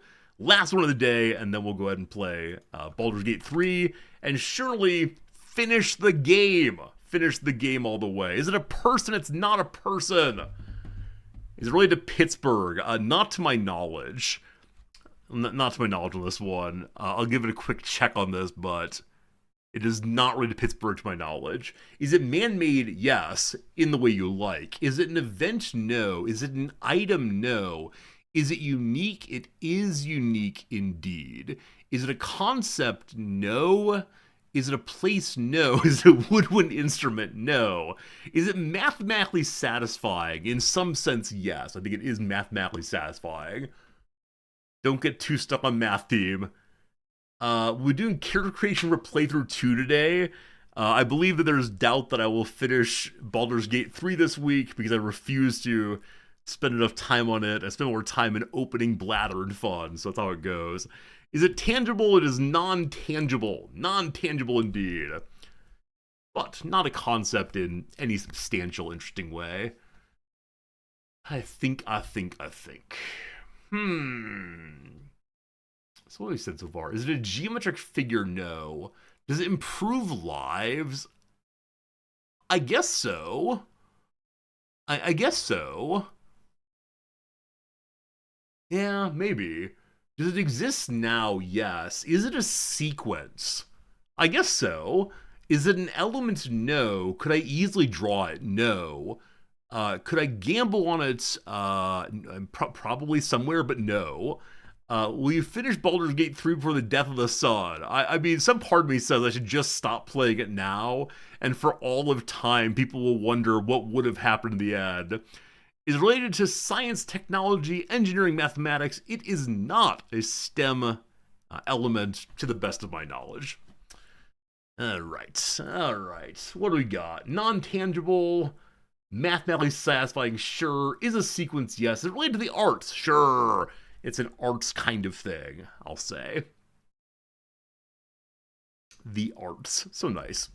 While you're guessing, I'll actually load Baldur's Gate 3. It's going to be the background now. Is it a Fibonacci sequence? It is not a Fibonacci sequence. Is the golden ratio? It is not the golden ratio. These sound pretty mathy to me. Is it related to music? It is related to music. Music, a sequence, and satisfying mathematically with the different related tones. Is it a type of pattern? Or is it a pattern? In some sense, yes. Is it a type of performance? No. Is it 4/4? No. Is it a scale? No. Is it tempo? No. Is it harmonics? No. Is it a song? It is indeed a song. Actually, factually, yes. Sorry, that's the noise of Baldur's Gate 3 in the background. My apologies. It is a song, though. Yes, a song indeed. Is it an arpeggio? No. Is it a fugue? No. Is it a chord? No. Is it a famous composition? Sure. Was it discovered through something unrelated to it? Not my knowledge. Is it a symphony? No. Is it a melody? Sure. Is it classical? No. Are you being rickrolled? That would be very funny, but no, you're not being rickrolled. Thank goodness. Is it the theme song to Baldur's Gate 3? It is not. Is it a pop song? It is indeed pop music. Could I sing it? Yeah, absolutely. Nutcracker, no. Is it a national anthem? It's not a national anthem, no, but I should have done that for sure. I may have missed someone's questions. Is it pre-1990? No. Will I sing it? No. Was most famous performer American? Yes. Is it a finite simple group of order 2 song? I don't know what that means. Probably not. Is the singer female? No. Is it Let It Go from Frozen? No. Was it most popularly sung by a female? No. Was it a band? Was it a band? It's a band song, yes. Is it Born in the USA? It is not. The, not A. Is it the finite simple group of order 2 song? Sorry, no it's not. Shrug. Was it created in the 2000s? It was created in the 2000s. Is it by the boss? It is not by the boss, no. Not my submissions, and not that. Was it in Shrek? I don't think so. Is it pleasant to listen to before sleep? Maybe for some folks, probably not for me. The Final Countdown, no. Was it popular with teens when it came out? Yeah, I guess so. Jonas Brothers, no. Beatles, no. Boy band, no. Solo artist, no. Not a solo artist, nor a boy band, nor the Beatles, nor the Jonas Brothers. Does it have a bangin' solo? I don't remember one. I don't think so. Is it from a girl band? No. Is it from a movie? So I'm gonna now scroll through and see. I don't think of it being from a movie, but it may have been at least one movie at some point. Sure, why not? Is it from the 60s? No. Is the artist who performed it still performing? I believe so, yes. I don't see a reference to any films here, so I don't think so. Was it written after 2010? No. Is it by the Killers? It's not by the Killers. No. No. Do people gather in big numbers to listen to it? I mean, like concerts? Sure. Is it a one-hit wonder? No. Is it a protest song? Oh gosh. In some sense, yes. I wouldn't think of that directly, but sure, it is indeed a protest song. Born in the USA, where did Springsteen? No Springsteen. It's about rage, it's not by rage. No, it's sung by a guy. It is sung by a guy. Has Weird Al done a parody of it? I don't believe so. American Idiot. It's not American Idiot. Was it made for a movie? No. Is it Born in the USA? It's not Springsteen. Is it Green Day? No. Born in the USA is not Springsteen. Is it? One second. Now I've confused myself. Born in the USA is Springsteen, of course, right? Yes, of course it is.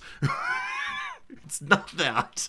It is by the Green Day. It is by Green Day, yes. Is it Coldplay? No.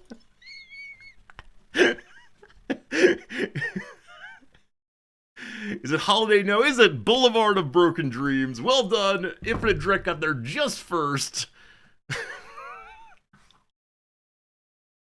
When you all put in the same question repeatedly, some part of me that I can't identify goes from, oh, this is a good question, to, oh, they've asked this before, to, oh, no, they haven't asked this before, or else they wouldn't keep asking it, to, I'm actually not sure if I've talked about this before. It's some overflow error kind of thing, and I'm not sure I can identify if it's a real problem. Oh, gosh. Yes, indeed. This includes a road joke. Road joke boulevard, the kind of road. Well done indeed. Well done indeed. Oh my goodness, I appreciate you all very, very much, but that's enough of that nonsense. I'll go ahead and give the points there to Infinite Drek, once again, beating all the rest of us. So speedy with the typing, so aware of pop culture. So the Internationale gets the points once more, uniting the human race. What a fun opening today. Friends, thank you for hanging out with me. I appreciate that very much indeed. Let's continue our playthrough. I've been told that because last time I got stuck talking about something, what I do not recall, we are behind where I should be from one full stream last time. So we'll give it a moment for those who are wanting to avoid spoilers to get out of here, and those who want to actually watch the game to get in here. So give me 1 second to change the directory. I do not believe we'll finish today, but we're going to get a good college try and have some fun as we've done so far. So first play. Very late game. How late game is it? I don't know. All right. What did we do last time, team? Like, we finished our time with Raphael. We got Hope and her sister back together. We we took a boat. We took a boat to, like, the end game area. We're exploring this area. Oh, right. We fought a bunch of tiny brains, including some that exploded. I believe that we had one of the first fights in a long time where I said to myself, ooh, we actually might just die here. They did a great job of getting all over Gale, and that was not a beautiful and wonderful thing. We do now have a guaranteed crit on bingo. I'm not exactly sure how or when I'm going to use it. I'm also a little bit confused about what way to go next. Was this a jump? Or is it actually the end of the line? I'm not sure on that one. Anyway, let's go ahead and explore the bodies not yet explored. Head up this way maybe. And yeah, as we pick up these intellect devourers, many of them have brains. I believe the game is encouraging me to make as many psychic resistance potions as possible.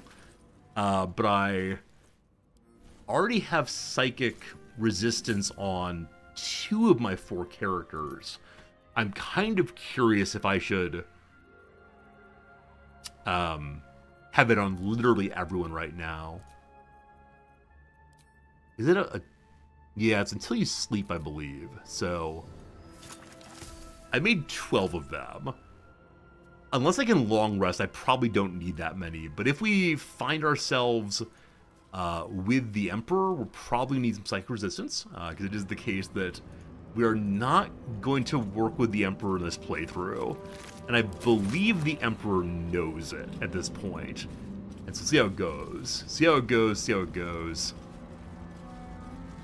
up this way is a continuation via jumping, it looks like. Over this way is possibly a dead end. Is it possible to hop up here? Looking like no. And over this way we don't see much except for the continuation of all things. Did I come in over there? I may have come in over there. I think I did, actually. I think I did indeed. Okay. Okay. Wait, looks like I can go this way. Did I miss something? Yes. We can go. Hello? We're now walking through what appears to be an invisible wall, possibly? If I could just click through, we can't get there. So maybe this is not meant to be accessible, and I found a weird little bug, possibly? Or maybe there's a special path through. Team? Am I wasting our time by doing this, or is there actually a way through?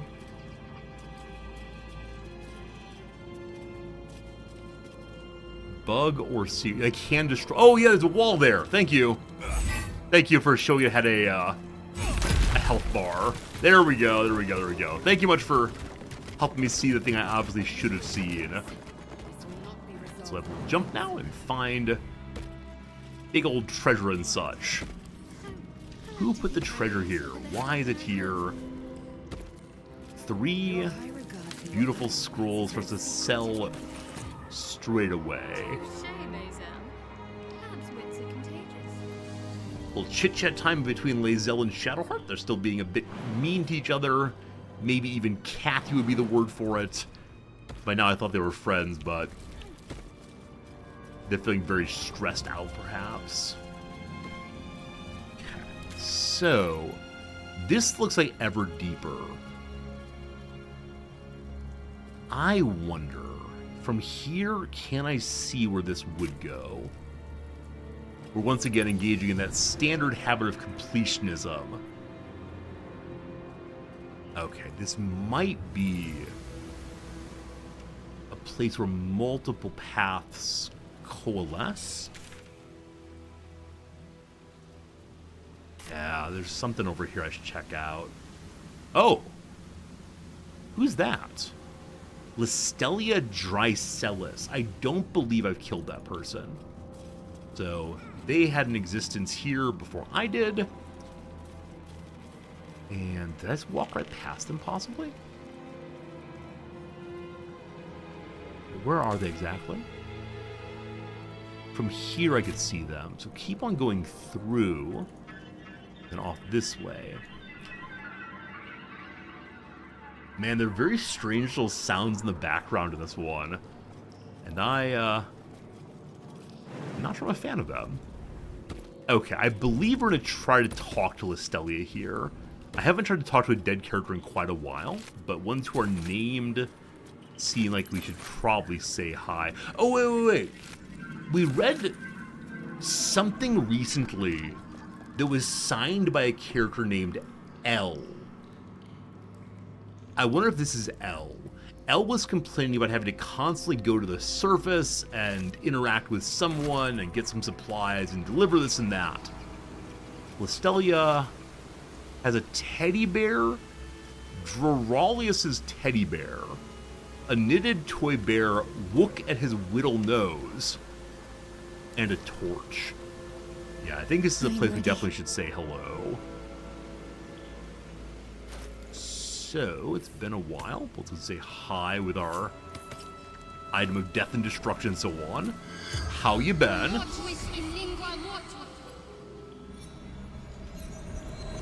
This is the first dead character while has things to say to us. The corpse regards you lifelessly. What happened here? Where are you from? What happened to you? How'd you die? What were you doing here? We'll start with what were you doing here? Working job with sister. Interrupted. Lost everything. Where's your sister now? How would she know? What happened to you? Saw brain in water. Water discolored. Salt. Brackish. Chaos. Panic. Separated. Hid. Okay, so I wonder if her sister is still alive here. We need to find her. We've asked 3 questions, 2 questions. I think we asked 2 questions. Where's your sister? Heard screams. Other side of cave. Must find her. Other side of cave is not terribly helpful. How do I recognize your sister? What do you know about the brain? How'd you die? Well, tell me more of your sister. Take Bear, Eddie, Lucky, Charm with us. Every job. Okay. So she says she died to a brain in the water. So what do you know about the brain? Their last question, unfortunately. Brain, absolute, drained, thoughts, knows everything. The spell's power wanes. You can ask no more questions. All right. In order to be a big brain kind of guy, I believe it is sensible for me to go ahead and change elixirs over on Shadowheart and Gale. Maybe. Sorry, on Lae'zel and Gale. Because if it's the case that, for example, the big brain can recruit Lae'zel to their team, and we have an absolute blender of a Gith in our back lines, we got some problems, I believe. What's that called? Charm, I guess? Convert enemy? Wolo? I think I'm going to stay as I am for right now. I don't know. I really enjoy having Lae'zel with Bloodlust on. Standard torch. Okay, so the other side of the cave. I'm guessing they mean up this way. I don't know. Time to press ahead.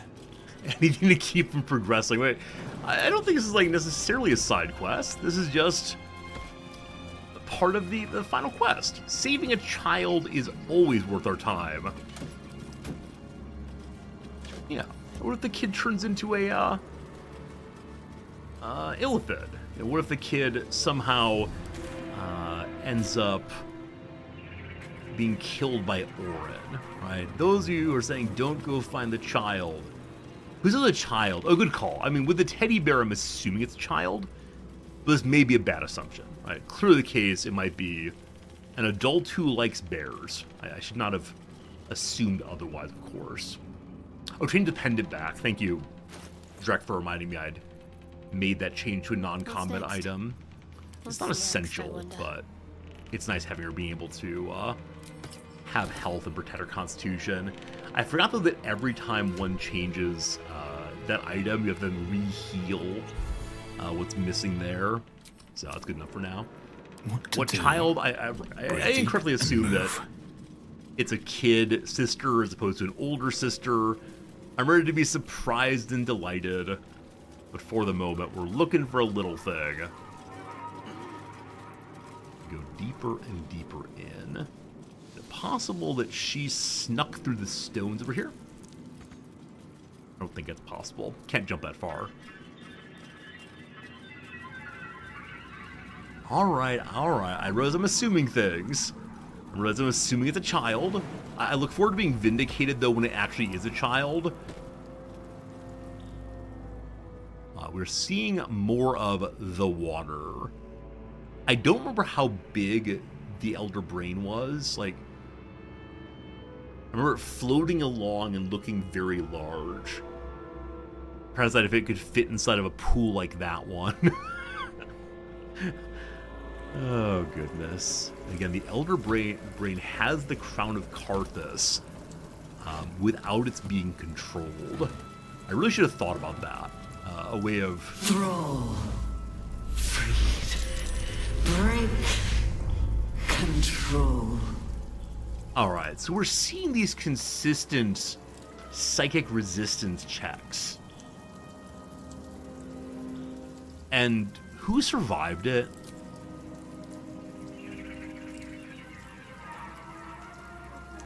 So, everybody received Mind Broken. What does Mind Broken actually do? Simply slowed. Fine, whatever. And the saving throws are actually not psychic. They're instead constitution. I wonder if Mind Broken itself is psychic. Is that I wonder if we're blood? being encouraged to mind. change elixirs now. Also, do I have any items that have psychic bonuses on them? I should have looked at that before I came here. Thank you for being a friend. Hey, Cajun Killa, thank you for that resubscription. Thanks for keeping the sub going, hanging out with us. What did the coffee report to the police? A mugging.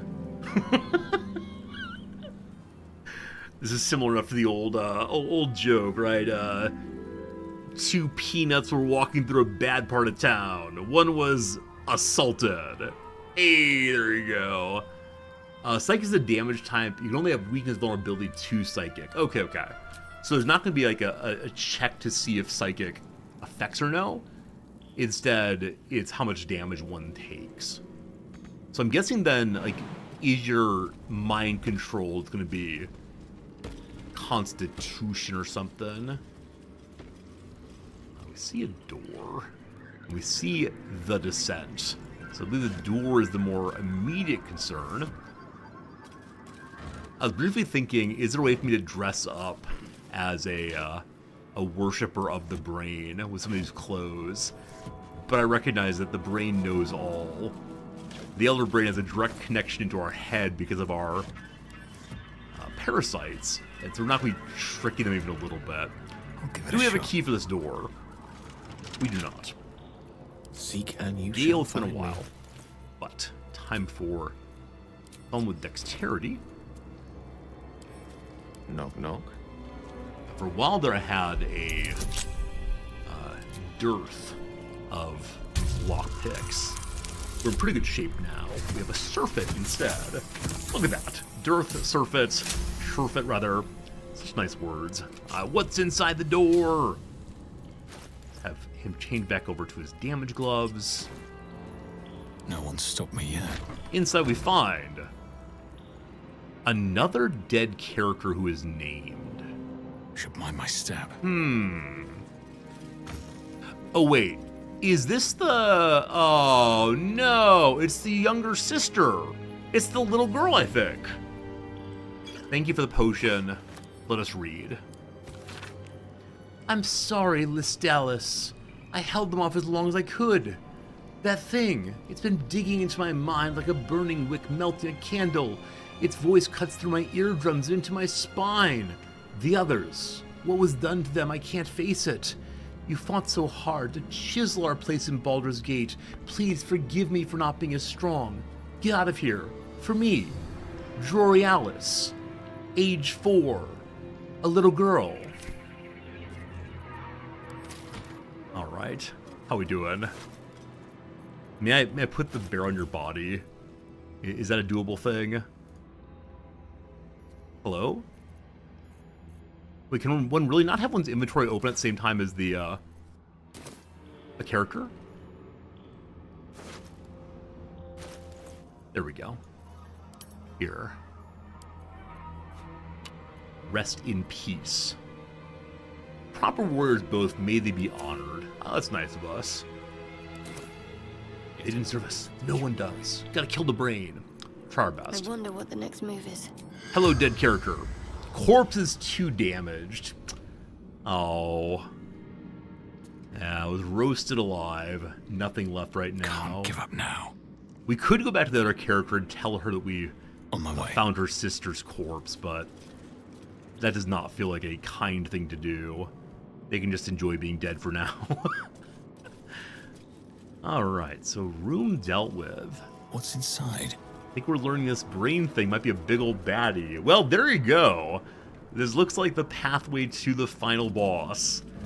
Many of you have suggested it just isn't. How dare I suggest that? So, here comes possibly some real endgame.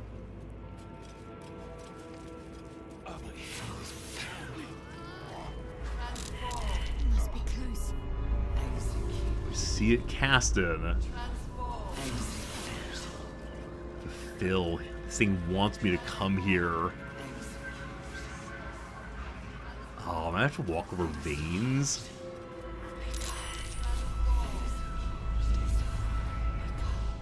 Is it gonna come out of the water, possibly?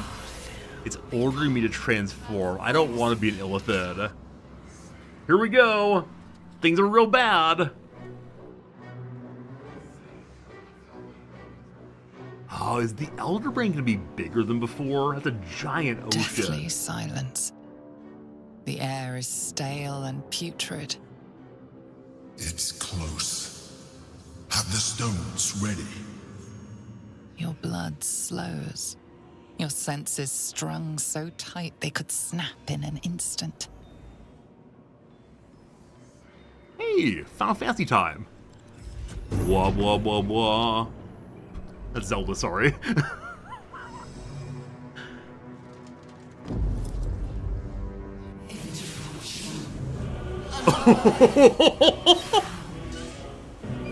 What happened to the Elder Brain? What? You think you know why you are here. You think that by killing the Chosen and taking the Netherstones, you can destroy me. Yep. You are wrong. Oh gosh. Failed on Constitution already. Bingo. Why are you a half orc?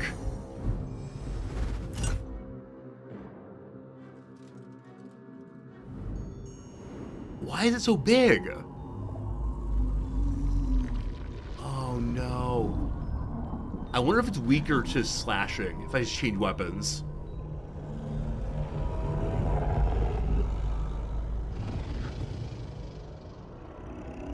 Wait, it's a whole giant illithid? Wait, where are It's we? messing with your mind. Don't listen to it. Use the stones. Okay. So the claim is that it isn't actually this thing. We're imagining it as bigger than it is. We just need to focus on this ourselves, name 4 things that we can see, and see how it goes. Muster the full might of your physical form. Throw it into breaking the brain's defenses. Your mind is yours to command. Block out the possibility of failure and compel the brain to submit. You survived this far. Trust yourself. Dominate the brain. May I see my stat sheet? I sure do wish I had on the strength item or the constitution item. We get +5 on strength. Well, here we go. We need a 20. Guidance, please. Do I change elixirs?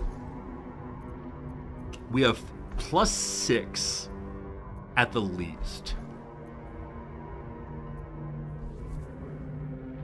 We currently have resistance to psychic on. I have at least 1 reroll. Here we go. Breakthrough! Hey! We are protected now. Or something. Our eyes just went red. Wait, we cast a lightning or laser beam? By eliminating Ketheric, Orin, and Gortash, you have simply unbound me. How are you so big? Exactly as I intended. The crown is now mine to command. Mine alone. Don't listen to it. Focus on the crown. Wait, should I be agreeing with the Emperor? The crown is an unmissable target. Set it in your sights and trust that you will strike true. Wisdom. A first attempt is that. Iteration's key. Aim for the crown and try again. Or charisma. Nothing is immune to influence. Determined to master the brain. Or number 4. Bow before the glory of the Netherbrain. Submit to domination. I'm guessing that's an endgame moment. You become an Illithid at the end. I'm working with the Emperor perhaps accidentally, or do we have a good confluence of interest here?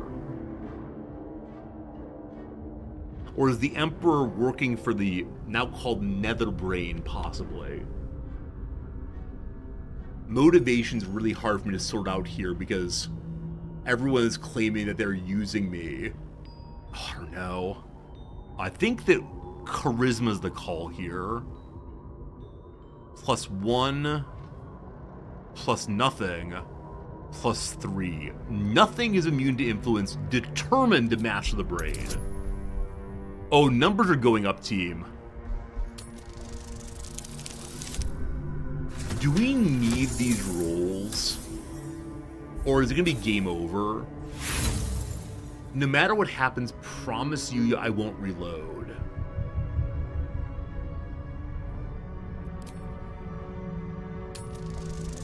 I mean, I don't want Bingo's story to end right here. Like, I don't want Bingo to just get, like, turned into an Illithid at the end. We might be reloading, we'll see. Well, we missed.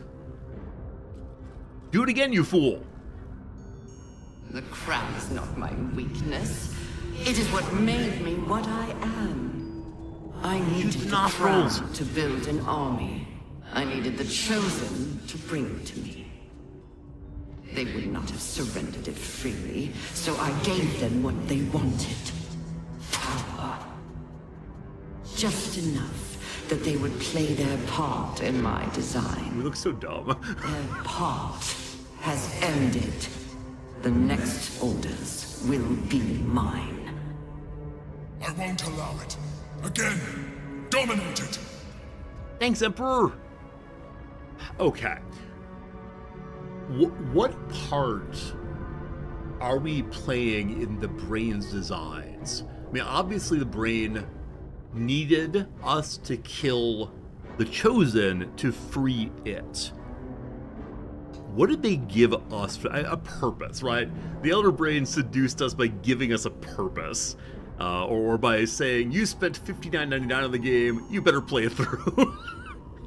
Alright, so strength or constitution, obviously. You are strong. You are mighty. You are valuable. You will dominate the brain. 30. Do we just submit? Are we but slaves to the brain? It's over. It's over. Man, if I knew these rolls were coming, I would have worn different clothes. And so I'm guessing this is like the first playthrough is so different from later playthroughs because you know what to prepare for.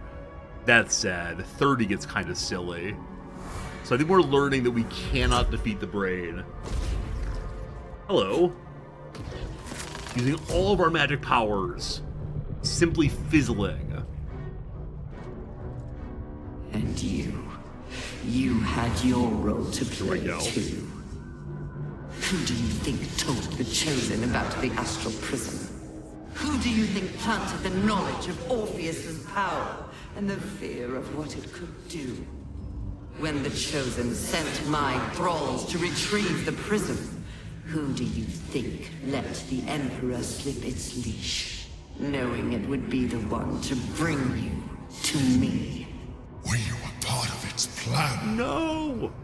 I only needed one Netherstone loosened from the Chosen's grasp to guarantee my freedom. You brought all three back to me. In doing so, you have liberated me. This was your role. And it is complete. Now you will witness the grand design. Everyone becomes an elephant. Again! The grand design must not come to pass!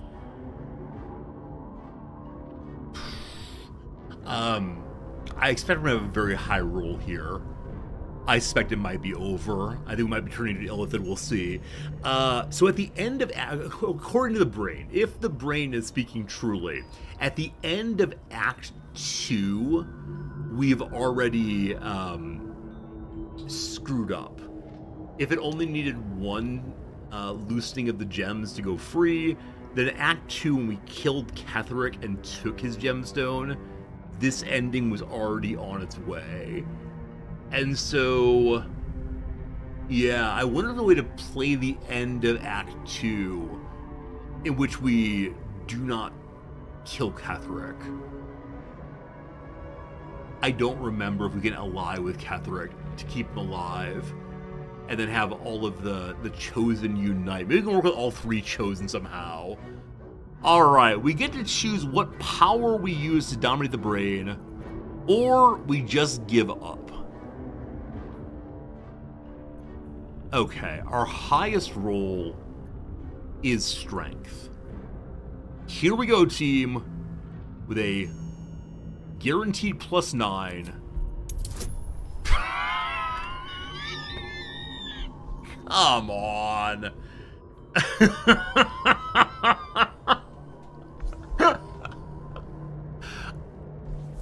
I don't need to dominate the brain.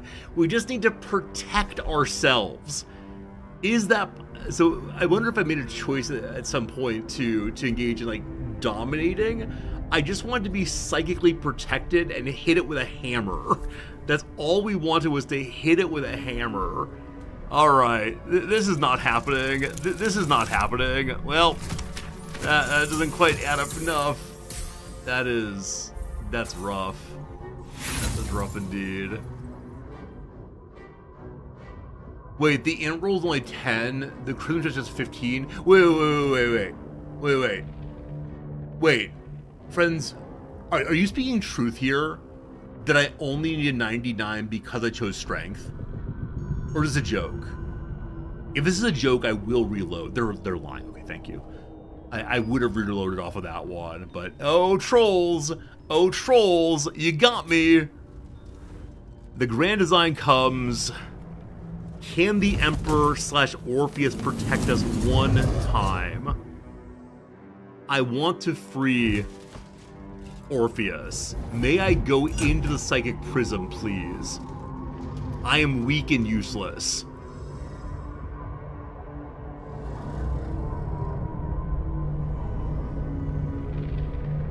Anybody? Power of friendship?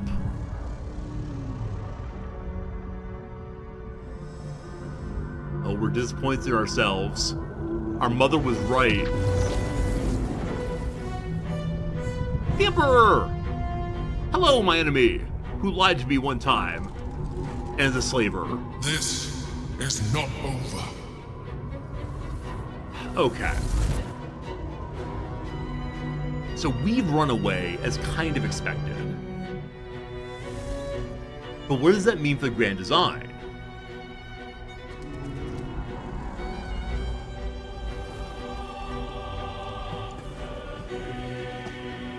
It's flying away.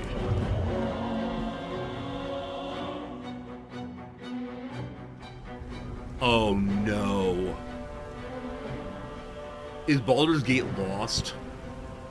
And there's lots of other parts of Faerun, but... Wait, is it like a goldfish? It gets bigger every time it's in a new bowl?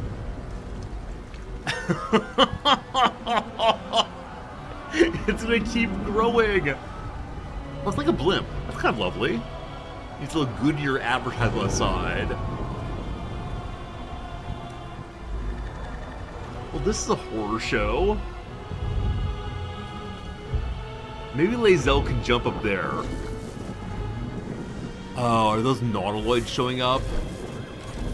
So the grand design is happening, the big invasion is here, and it's all my fault. If I would just let the Chosen win.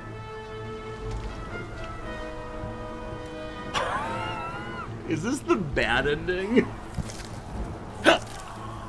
Oh, here they go. I need a cure illithid potion. Is there a, can I have Halcyon get out here? Like, Volo can dig people's eyes out.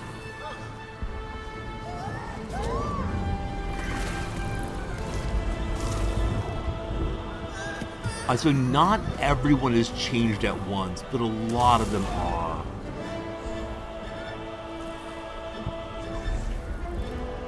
I thought I destroyed...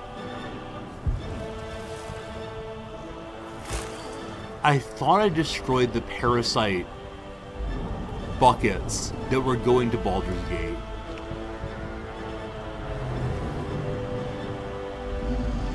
Okay, hopefully this becomes, like, bingo, a link to the past. I need to go back in time and fix this. I pulled you out just in time. Thank you. The situation is worse than I thought. Agreed. This is an Elder Brain. No longer. The magic of the crown has caused it to evolve. Oh.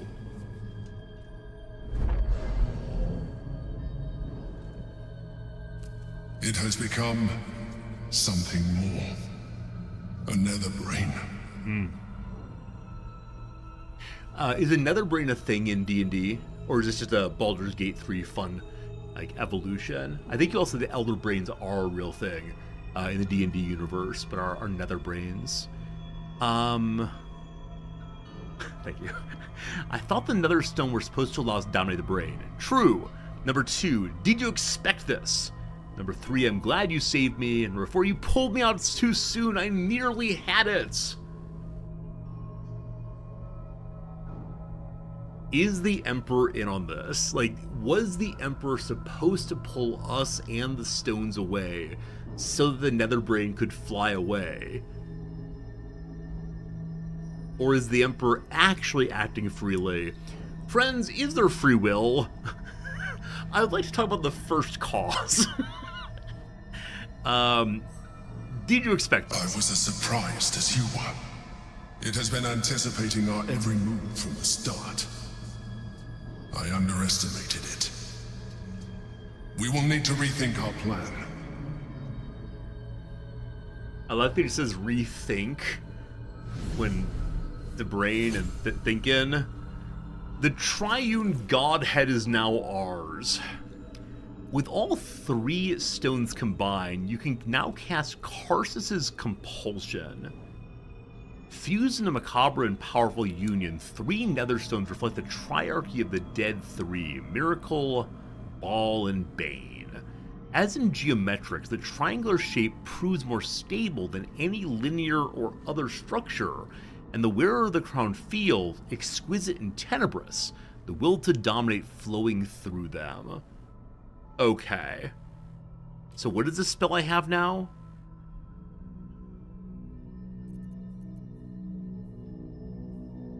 Level 9 enchantment spell. Channel the stone's magic to control the crown of Karsus and dominate the nether brain. The caster must channel this spell until their next turn to take effect. And if the caster's knocked out, etc. Okay. So I'm guessing we have to survive a constitution roll or something in order to have this succeed. Now, where is the spell? Does it have to be equipped somewhere?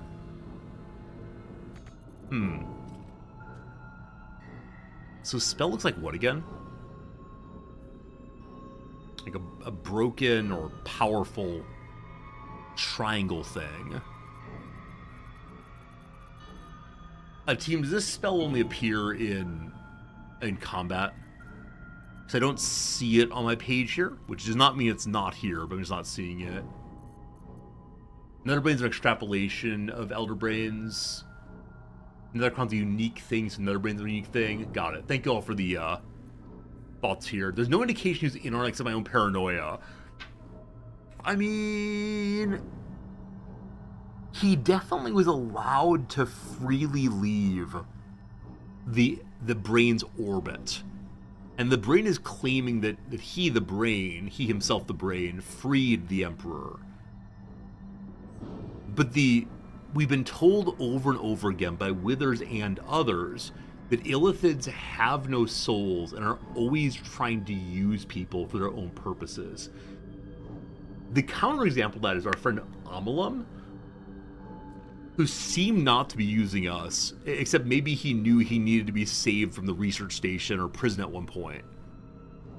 And so I think the Emperor is trying to use us, but to what end?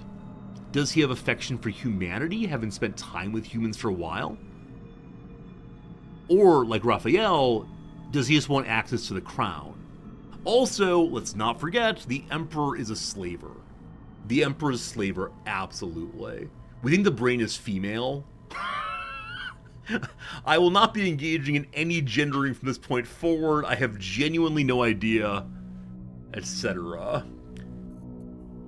I'll learn more when I continue. All right, very good. Thank you. We'll definitely do that. How we doing, team? How we doing? The Netherbrain believes it will rise victorious, but it could never predict the extent of our might and the heat of our fury. But first, we must attend to the captive prince. Let there be no doubt. We will take the hammer, and we will free Orpheus. The Prince of the Comet will soar, and the age of Vlaakith will be ended. Yeah, I think this is the moment that I have to decide, do I side with the Emperor or do I side with Orpheus? And I think I said a long time ago that I intend to side with Orpheus because slavery is bad to MK, and because the Emperor lied to me about being a human person. Like, this initial deception has gotten stuck in my craw in such a way that I'm unable to ever get past it. Even though the Emperor claimed they had good reason that I wouldn't do anything they asked for if I knew they were an Illithid. Like, they could have looked like many other things. They could have looked much less terrifying and weird. They could have looked like someone I actually like and trust. Except one of you, Farinanthus, said it does not matter what the Guardian character looks like, just reroll it 4 times, and we got some bizarre-looking freak monster. If they'd actually looked like a little cutie that I had made, I probably would have trusted them more, honestly. Sunra, it's good seeing you. How's it going? Alright, I do want to talk to the Emperor, but the princess suffered for too long. No longer. The true heir Orpheus will destroy the Lich Queen and show my people true ascension. Absolutely. Give me a minute, though. Did it actually matter? Of course it mattered. It mattered because I didn't take the characters seriously with how they looked, I believe. Hello, Shadowheart. There I was thinking we were finally about to put an end to all of this. Too good to be true, I suppose. Do you think we can win? Of course we can. Friendship. I do. Think of all we've been through just to get to this moment. That wasn't luck. That was us. Let's just stay shoulder to shoulder and see this through.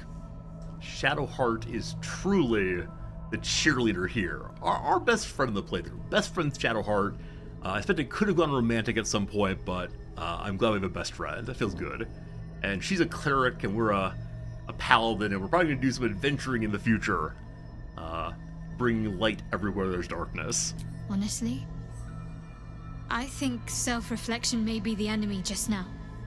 I can't afford to lose my nerve. Safer to just not think and keep forging ahead. You need some therapy? We'll do that later. Very good. Gale, how's it going for you? Seems the brain's more reluctant to let go of the crown than we anticipated. Separating the crown from that monstrosity will be harder than we imagined. It might be time to reconsider our strategy. We could have had Gale blow himself up, couldn't we? He still has that power, doesn't he? The air is ripe with magic. Doesn't he? Maybe I took it off the bar because I didn't want him to explode.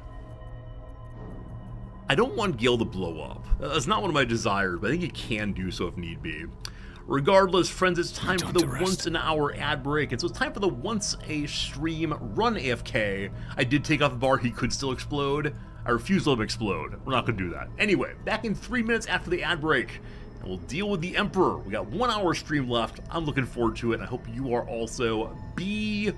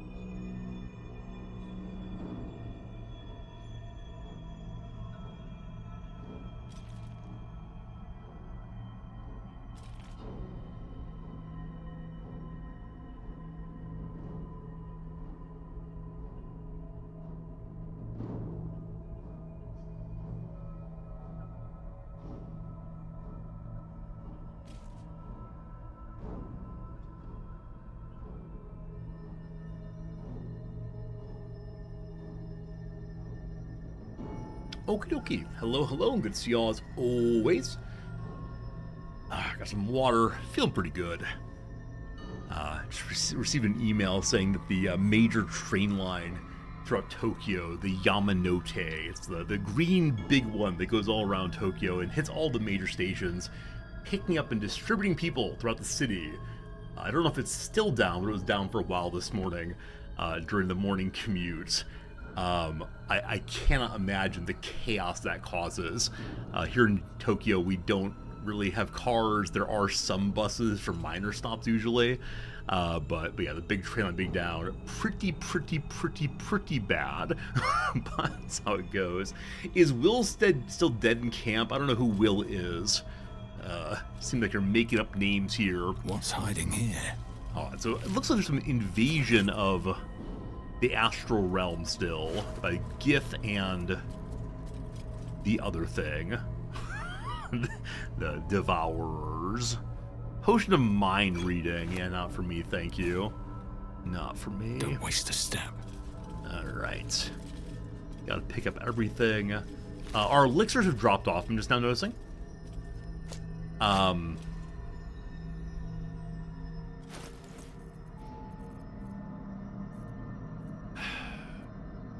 If I'm going to be facing the Emperor, I probably should go ahead and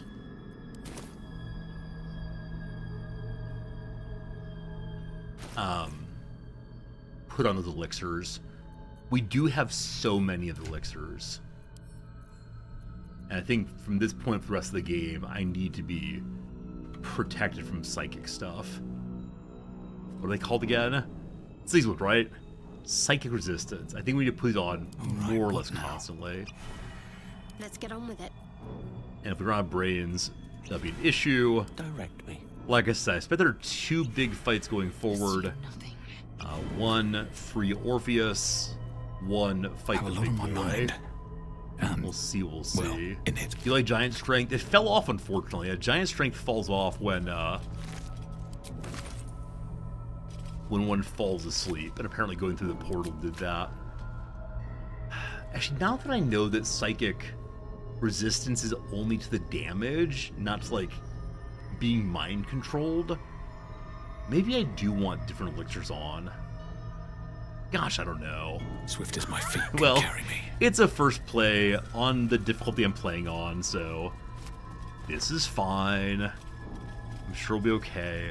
Also, I guess I shouldn't have assumed that was the final battle, because allegedly we have a whole bundle of friends who are going to join us for the fight against the cult. Now, maybe, maybe it's the case that because we failed to keep the brain at bay, these people will not show up to help us. Maybe the brain's too strong already. Now their chance to break Orpheus of his chains with the Orphic Hammer. Using the Orphic Hammer, we can now break Orpheus free. Yeah, I wonder if there's a way I can talk. We left without helping Dribbles the Clown. I wonder if it's the case that we'll be able to convince the Emperor to let Orpheus go free, and then we can all be one happy family heading into whatever comes next. I have my doubts, but wouldn't it be nice? Wouldn't it be an altogether good time if we could? Am I lost? Okay, we have to jump on down here. I believe in this area we have like total slow fall, so we'll never take damage falling. Alright, so more and more Gith are showing up here. Man, I worry that Voss may have already attacked, and he and his friends are all good and dead. But let's see if we can talk to these dead folks and learn what their story is. And learn if indeed Voss is here and defeated already. Let's find out. Okay, talk to here. It's already been cast today, but because we went through the portal, we can't use it again. It like fell off. I think that Shadowheart might have Speak to the Dead. Maybe not. Maybe we have a scroll of the same? I'm probably sold all the scrolls. I'm not wearing it? Sure I am. Yeah, and Little Lost Voice is right there. We're wearing it again. But, it's called Speak to the Dead. Yeah, Speak with Dead. Nope. I probably sold all those scrolls because I had the item and we were fine using it. Unfortunately, that's fine though. I thought that this thing would work until a long rest, and it didn't, and that's okay. So I have to assume that Voss led a force here before we arrived. Distressingly. Oh, more of these, I remember we still have all of these, special flowers that heal us entirely. I guarantee that we're going to end up in the final battle having forgotten to use the magic flowers, the noble stalks. I guarantee that you all will remind me. I will not read chat. And then where will we be? I don't know. I don't know where we'll be. God. Nicely healed up. This level's kind of challenging for zooming in correctly. There we go. All's well that ends. Not as bad as it could have. So I do wonder what these chasm creepers are used for. We'll see. Oh, those bodies were left over from the first time we were here. Ah, thank you. No one cleans up their home in this world, it seems. At every moment, there's garbage somewhere. I believe this area is where the Emperor actually hangs out.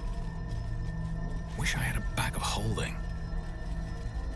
Yeah, there he is. Looking at our guy Orpheus. Hello, Emperor.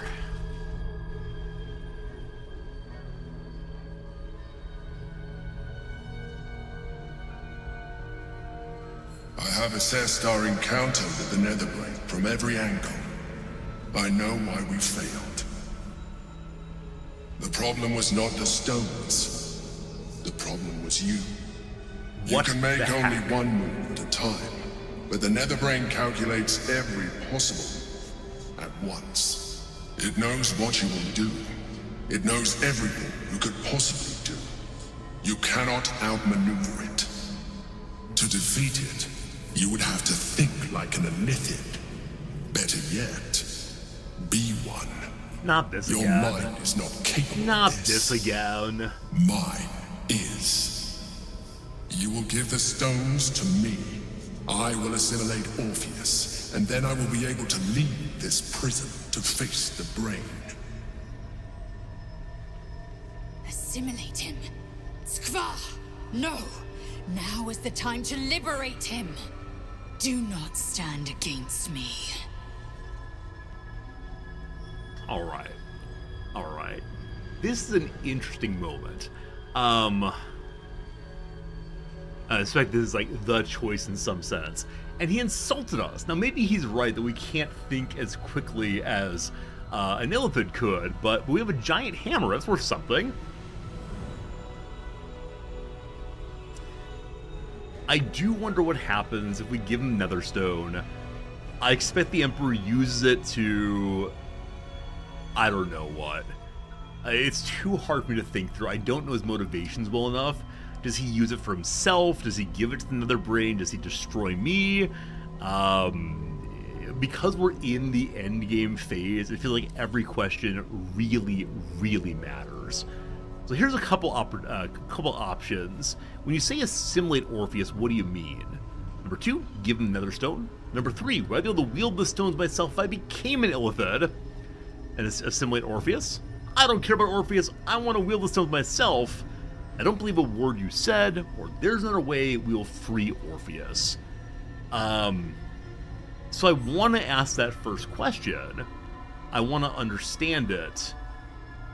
But I also worry that by asking, he'll say, let me show you. And like, so I think I'm just going to announce my intentions here. No, I will ask him, what do you mean? We're a little thick. We're a little dumb. -1 intelligence. Let's see what happens. I will consume his thoughts, his knowledge, his brain. So you would kill him. He is Gith's heir. You'd be the Githyanki people's betrayer. You'd be my betrayer. I realize he is of some significance to you, but he is of even more value to our cause. All right.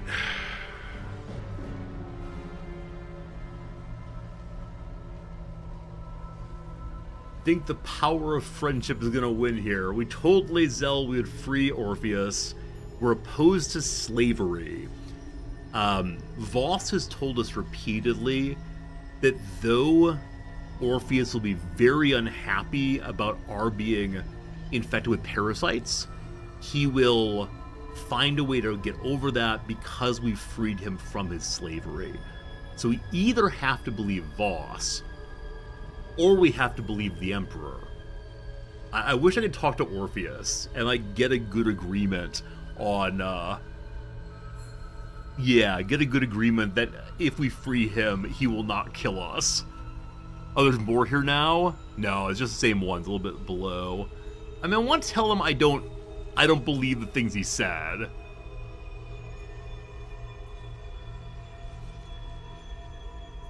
We're freeing Orpheus. You still don't trust me. After all we've been through. Remember, I have been your salvation from the very beginning. Your knight in shining armor. I freed you from the Nautiloid. Prevented you from crashing to your death.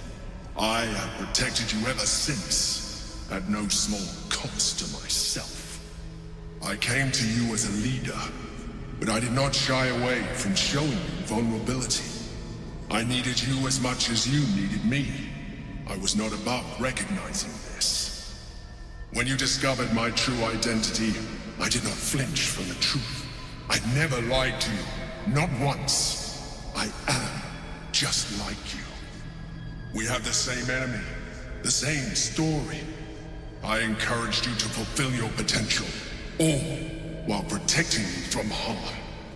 Now I ask you for the last time to trust me. Release the Nether Stones to me. Do not forget, there's a card yet to come into play. The Orb. If we do not want to surrender the stones, we could still use it to ensure the brain's destruction. Along with my own, of course. This is a risk we cannot take. Your hubris drives you even now. You failed before. I cannot trust that you will not fail again. You must trust me. Hand me the stones.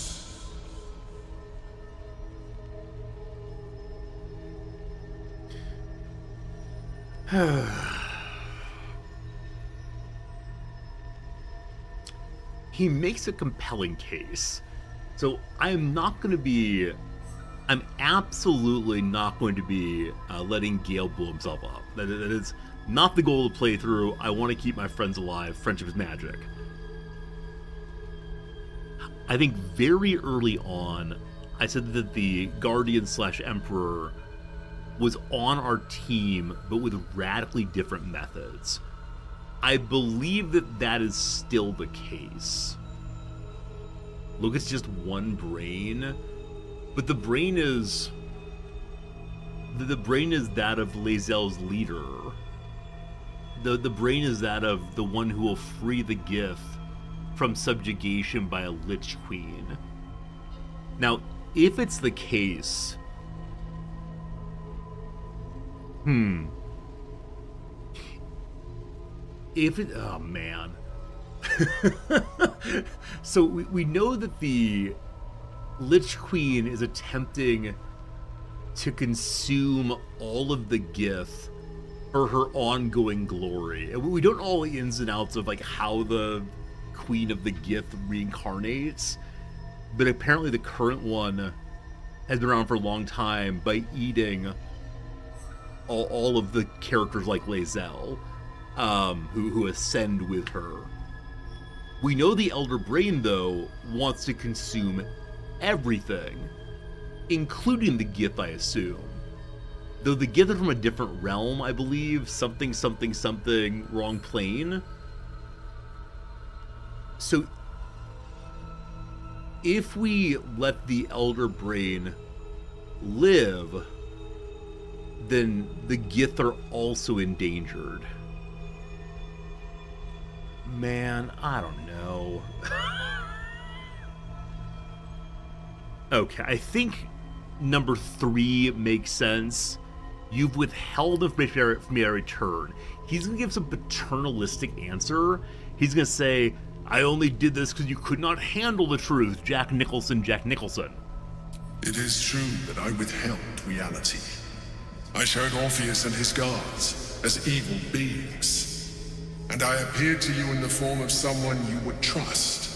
Someone who wasn't a mind flayer. But I am a mind flayer. Illusion is my language, just as words and actions are yours. Do not judge me for being true to myself. I have never judged you. I mean, whatever. I don't exactly care about... I don't exactly care about being true to your lying identity. We're playing a paladin, right? Paladins are opposed to Illithid. Even in the case of... Yeah, even in the case of saving the world, we'll do it ourselves. I will never trust you. I told you we had one solution. You rejected it. I told you I sought only one thing. Freedom. You have denied me this. You have exhausted our alliance, and in so doing, you have ruined us all. I did everything I could to avoid this, but it seems you have whittled my options down to a single one. In order to survive, I must now join the Netherbrain. What? I thought he was going to kill us and take the stones. Hey, Pokepie, good seeing you. What? I just hope he'll be receptive to us. I must join the Netherbrain? This was definitely not expected. I wonder if I could have just attacked him in that moment, or if no matter what we said, he would have taken off to go join the Netherbrain. So, I wonder if it was always his intention. His idea of freedom is to resubmit to the known master instead of to me? I have no idea. I should just hit him in the head. Anyway, Lizelle, what you got going? The gate is gone. Our mission is set. Smash the crystals with the hammer and free the Prince of the Comet. Gith's beloved son will lead us to a sure victory against the Netherbrain. Okay. Where is Voss? I guess Voss can't get in here, but, man. Alright, so there's some concern that if we free Orpheus, he is going to attack us, because he'll recognize right away that we are full of parasite. I brought so many nice items to show the Emperor. Things that I brought him from his house. Like, this pipe, I think, was his. And this toy was his. I genuinely brought him things, including a sword, I think. And he didn't care about any of the nice things I brought him. This is outrageous. Alright, friends, we now free Orpheus. I cannot imagine what personality this character's gonna have. Because really, sincerely, and clearly, they've been imprisoned for a long, long time. And they're called, like, the Comet or something. Here we go, team. Here we go. Change weapons quickly. Well. Cool beard.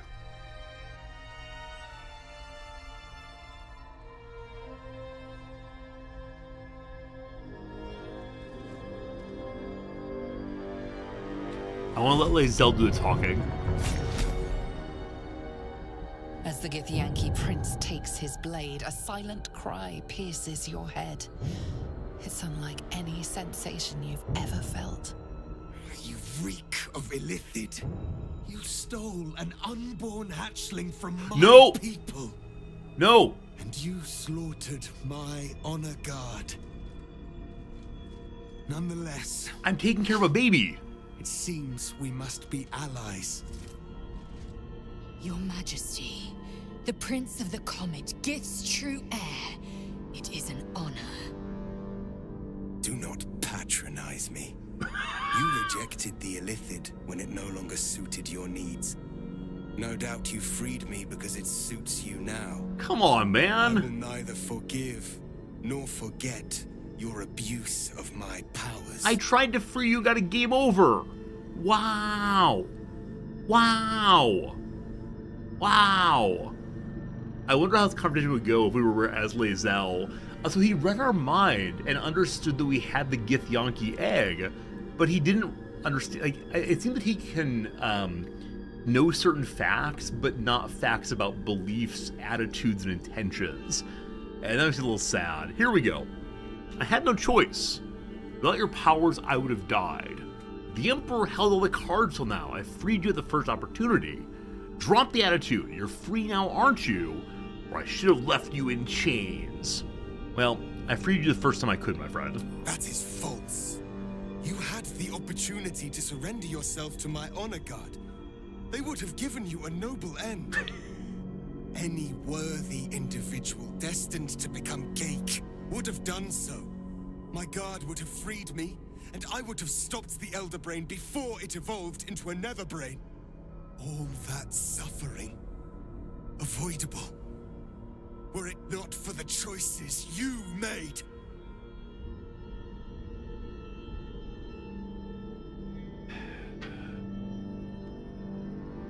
Let's forget about the past. I was missiled. What now? You went through a lot, so I'll ignore that. Do you have an idea on how to stop the brain? While we bicker, the Nether Brain is executing the grand design. We just stop it. That's all you have to say. I'll leave you here then.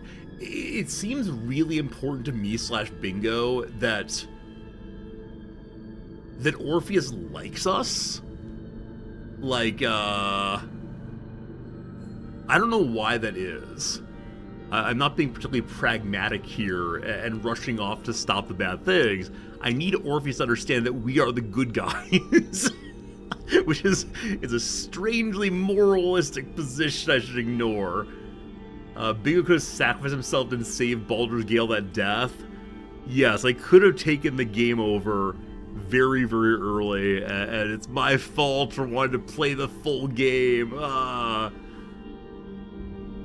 I was misled. We will destroy the Nether Brain together and put a stop to this nascent empire before it expands into the stars. The Geik was correct about one thing. The Nether Brain's power is beyond us. The hardest metal in the world would not cut through its mind, for it is made of thought itself. At this point, it will take an Illithid to unleash the full potential of the Netherstones. What?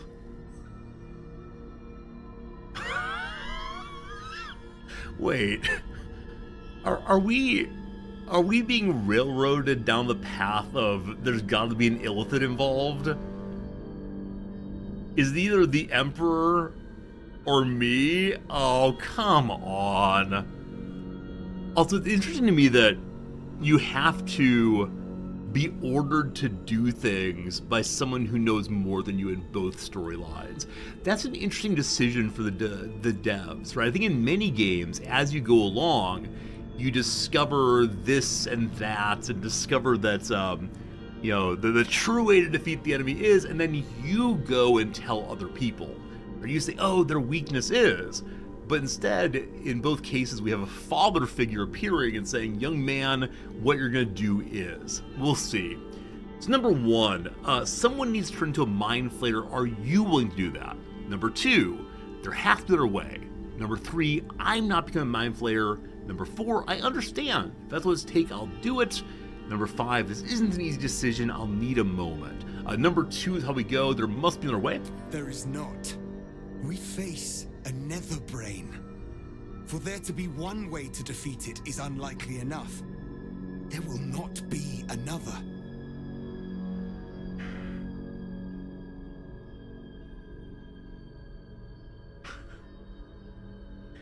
All right, let me talk to my friends. Consider, yes.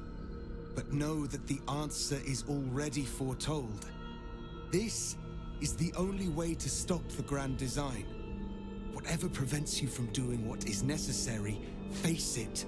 Overcome it. Return to me when you are ready to transform.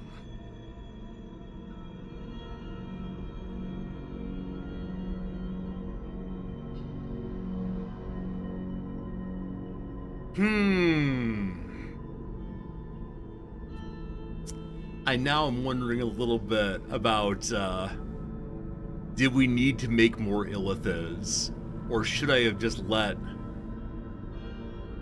I should have let the Emperor be the Illithid we needed. I hope someone else has a clever idea here. I wonder if Orpheus would have willingly sacrificed his brain to the Emperor. I don't know. Hello, Gale, what you got? Barely woken from his slumber, and already the Prince of the Githyanki demands one of us surrender our souls in service of him. No doubt in the context of eons of torture, it seems a small ask. But, of course, he does not realize what else we might have to offer. I know we've been through this before, but our situation has changed since then. And not for the better.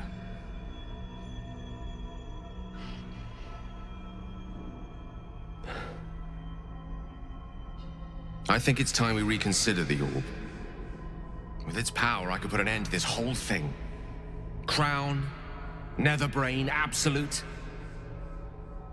Everything.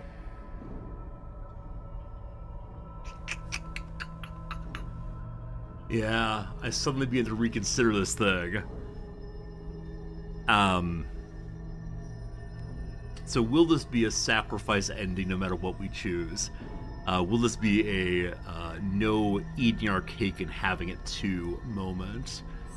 You truly sacrificed yourself for us. Number 2, you might be eager to die in a blaze of glory, but I'm not. You'd kill me as well. Number 3, I understand not trusting the Emperor, but Orpheus loathes Illithids. If he insists we transform, it must be the only way. Well, I'll start with, are you sure you want to do that, man? If I'm destined to die, I can think of worse ways. At least if I use the orb, I can ensure the brain dies with me. Do not mistake me, I want to live. But I've been careless enough with my life in the past. I can hardly stand by and watch you sacrifice yours. Once I'm in position, I'll ensure you are removed to a safe vantage point to watch the fireworks. You need not die alongside me, nor surrender your soul in becoming an Illithid. I mean, that's kind of beautiful in a way. Man, I suddenly feel pulled hard in the direction of letting Gale sacrifice himself. Previously, he wanted the crown for himself, but it seems that he's moved away from that desire. We should free Orpheus, then we'll decide. I mean, I've definitely done that. You're really serious about this, right? Are you truly on board? Entirely. Please, at least consider my offer. I could never ask to make a sacrifice. Very well, if time comes, I'll call you to the orb. Or no, Gale. We're not considering it. End of discussion. I can't ask you. Regardless, my offer stands. Should you change your mind, I will not let you down. Thank you. Shadowheart, my one friend, what's up with you? There I was thinking we were finally about to put an end to all of this. Too good to be true, I suppose. How are you doing? Honestly? No thinking, very well. Lae'zel. Test my patience. There's only one intelligent choice. How much is this coming down to me just wanting to help Lae'zel in her mission? It's possible I can't satisfy everyone. I mean, I've already made one choice, but I've already refused to cooperate with the Emperor. Why did I do that? I wonder, was the Emperor the good guy all the way through? Should we have gotten over our paladin-y hatred of squirmy things? For for the sake of saving the world. And I mean, I think there was no way that I could have imagined the King of Gith would say we must turn into an Illithid. Yeah, that feels a little bit out of nowhere, yeah? I mean, it's a reaffirmation of what the Emperor said, right? The Emperor said that we need to turn into an Illithid, or he'll do it, or whatever. Illithid needs to be here. Yeah, I think it's the case for me that I feel slightly railroaded. This part of the story feels bad as a player, but Lae'zel, what you got? Make your choice. Endure the consequences.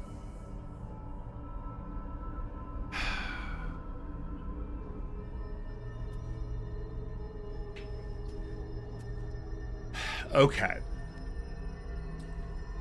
I wonder if Orpheus can be king of the Gith while being an Illithid.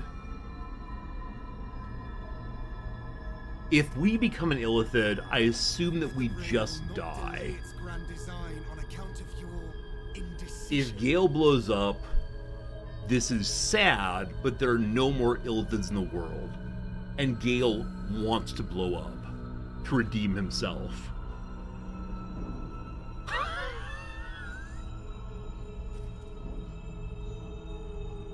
I think I said I wanted all of my characters out of here. I think I've changed my mind. You test my patience. Is there any reason not to have friend Gale blow himself up? I mean, possibly it doesn't actually kill the Netherbrain.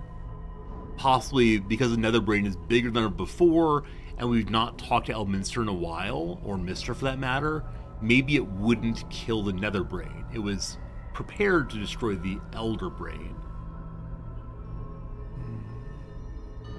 I could have given the Emperor Netherstones. Oh yeah, future playthrough will probably try that, but...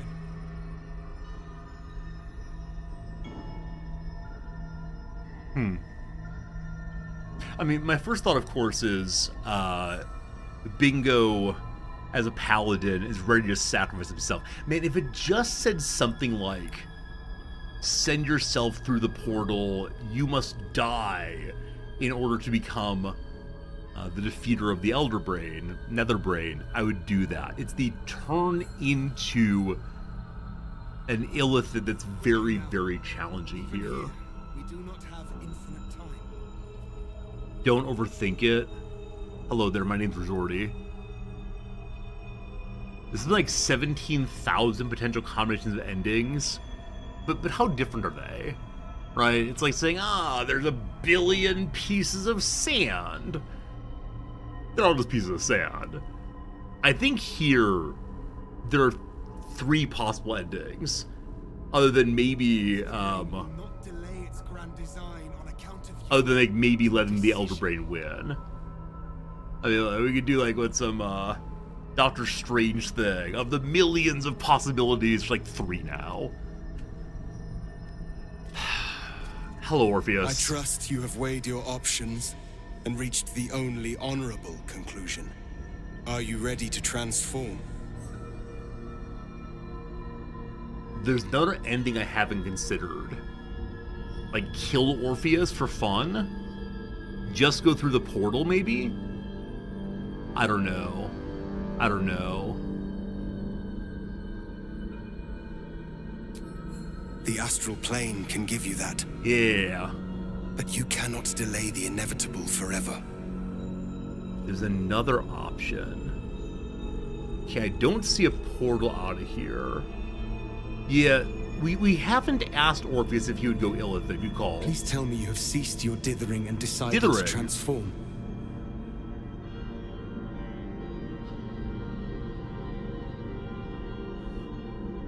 So, to be honest with you, under normal gaming conditions, not with you all, at this point, I would stop the game, I would save and say, I'm going to think through it, and take like a week or so away, and finally say, fine, I'll do one of them.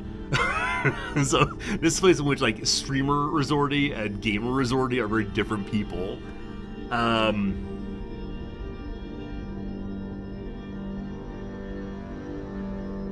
Wait. Oh, he's able to, like, activate our parasite. Roll a die. It seems I misjudged you.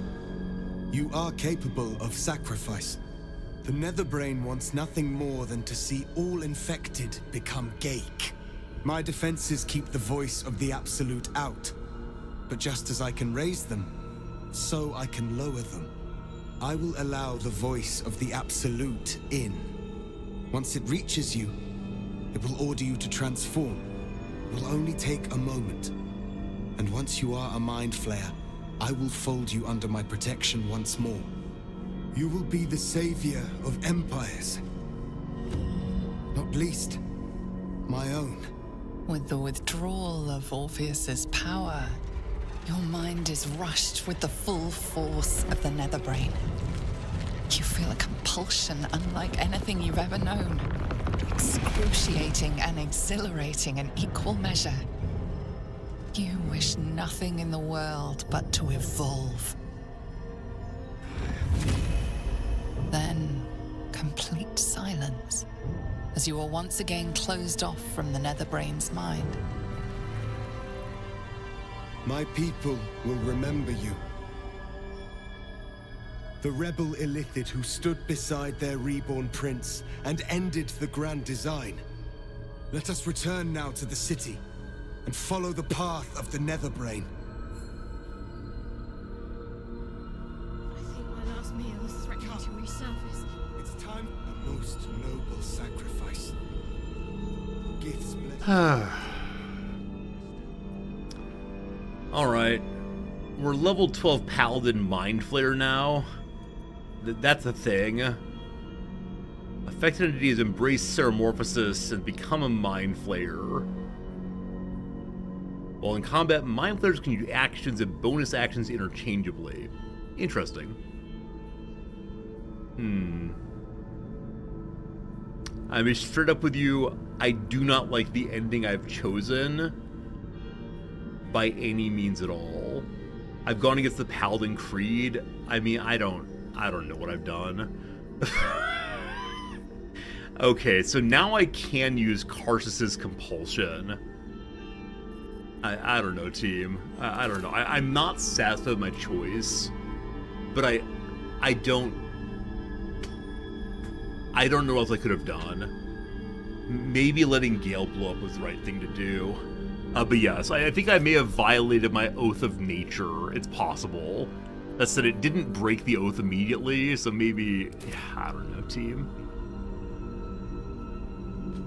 Was there a better choice? Maybe Gale blowing up was it.